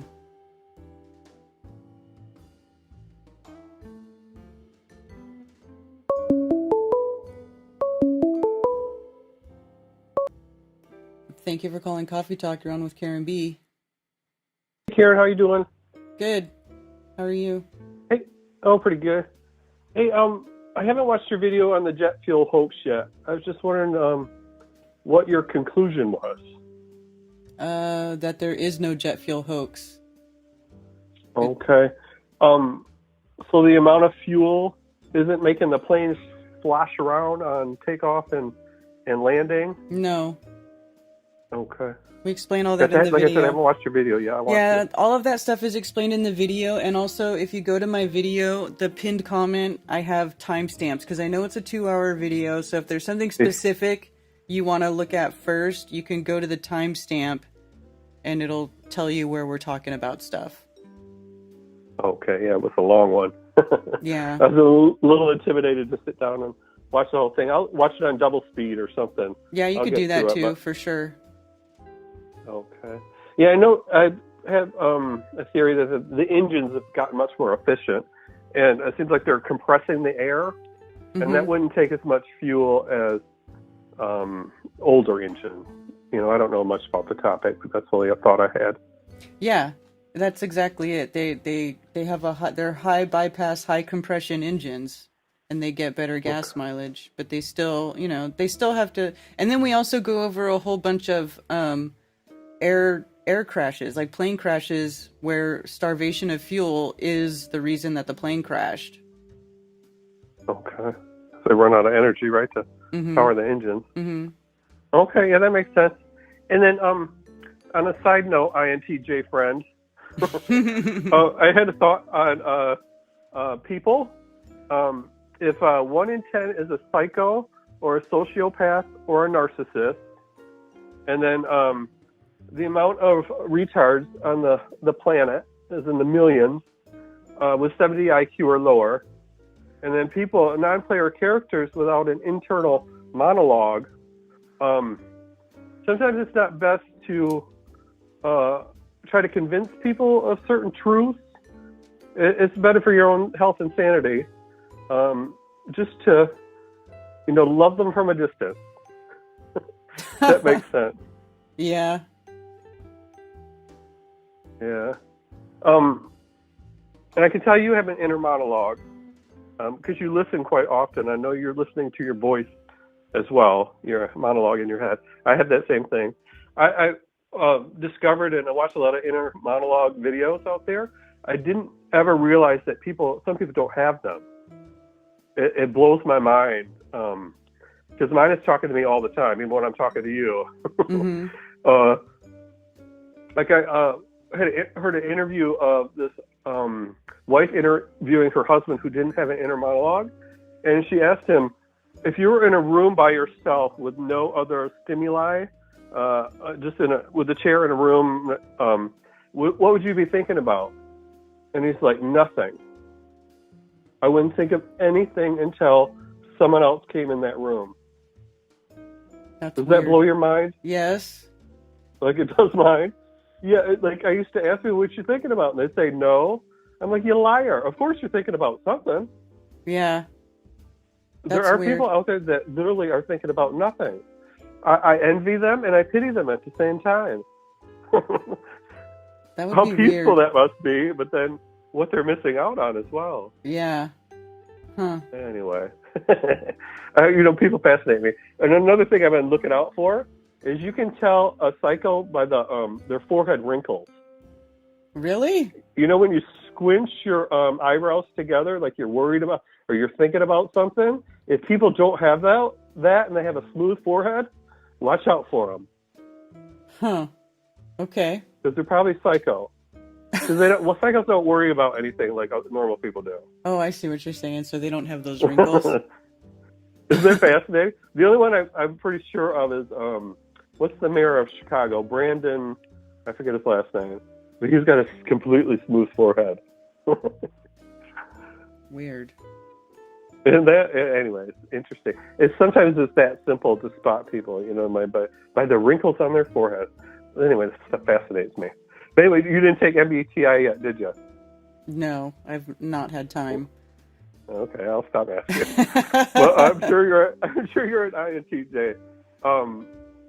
I forget what I was going to say.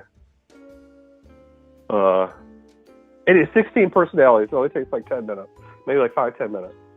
That's not a very thorough one, but it's just a quick one. It gives you a good idea of your preferences. So anyway, I watched that jet fuel hoax video too. I always thought that I think it was Dave Weiss was talking about that. How much fuel they said they were having, how it would. Plus all the fat fucks on there with their luggage, all the weight, and then the fuel. When water starts to slosh around, they could really move that plane around. You would think, from side to side with the wind and the fuel. Yeah, on that video, we show you where they do an inspection inside of the wing of an airplane, and they show you how it's all sectioned off. It's not like one big tank. There's multiple tanks, and then they pressurize it with nitrogen, and they also have a series of pumps that keep the fuel balanced. It balances it out during flight.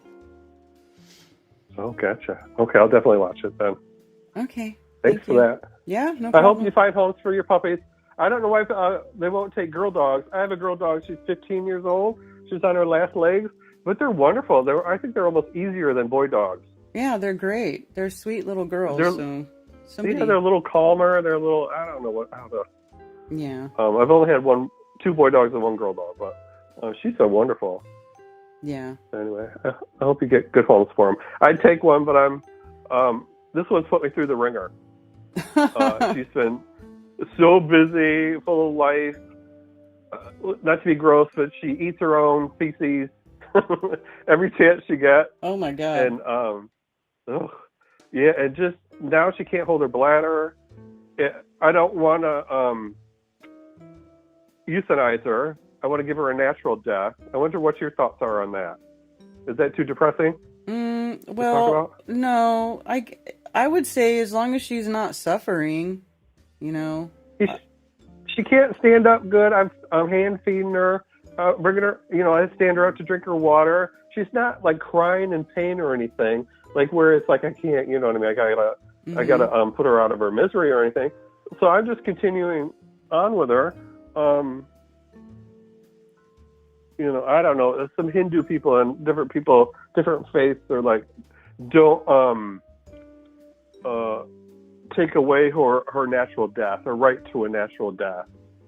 It's harder on the person watching someone die than it is on the dying person or the dying dog, I should say. You know what I'm saying? Mm-hmm. Like, anyway. Yeah. I've had to put one dog down, and it wrecked me. But anyway, I guess I'll take it day by day. Yeah. Any thoughts on a natural death versus euthanasia?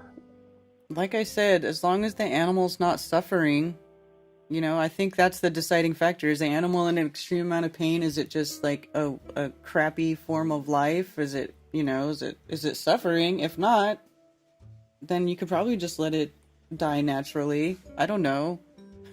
Yeah, there's no easy answer. I was just looking for a little insight. Yeah, I think I'm on the right path. I'll wait for a sign that it's time. So anyway, well, good talking to you, Kieran. I know you're trying to end the stream, and thanks for the little synopsis on the jet fuel. All right, yeah, folks. You're welcome. Thanks. All right, take care. Bye. Poor doggo.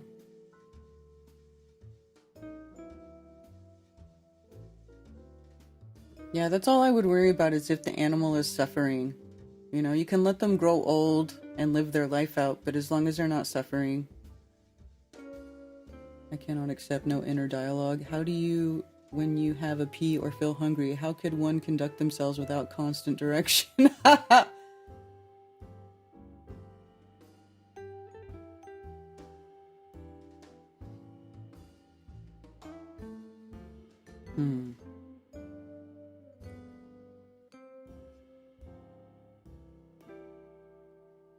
Yes. All right, you guys. I think I am going to wrap it up. And yes, Mark, I am super excited about the Deftones coming. And I have to message Stefan.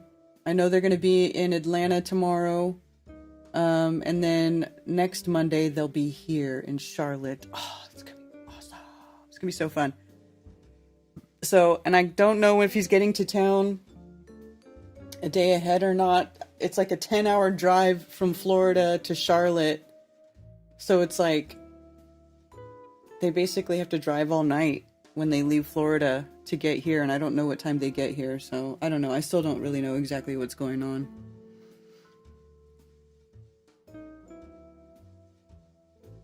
Anyway, I'm gonna get going. I'm gonna go check on the pups, clean up their mess, maybe scoop some more poop out,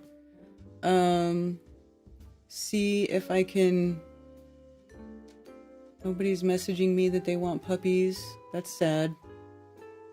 Maybe I'll post some more ads out. If you guys know anybody who want a really adorable, sweet little girl puppy, I have 2 of them. They're sweet as pie. Anyway. Yeah, Cammy, I might need an animal sitter. We may need that. All right. Thank you, everybody, for being here for another fine episode of Coffee Talk with Karen B. We hope you enjoyed the discussion today, and I hope you have a wonderful rest of your week. Pray for me to find homes for the puppies, please. Thank you. See you later. You can send physical mail to P.O. Box 10, Earl, North Carolina, 28038. You can also follow me on Ko-Fi.com, and if you enjoy my shows and want to send me a tip, anything and everything is greatly appreciated, and thank you.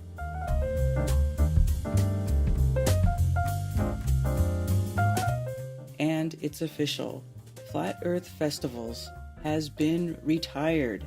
It was great fun while it lasted, and I hope you all cherish the memories we made at Flattoberfest as much as I do, and it was a pleasure to watch so many online friendships become in real life friendships over the years. Thank you so much, and I'll see you next time.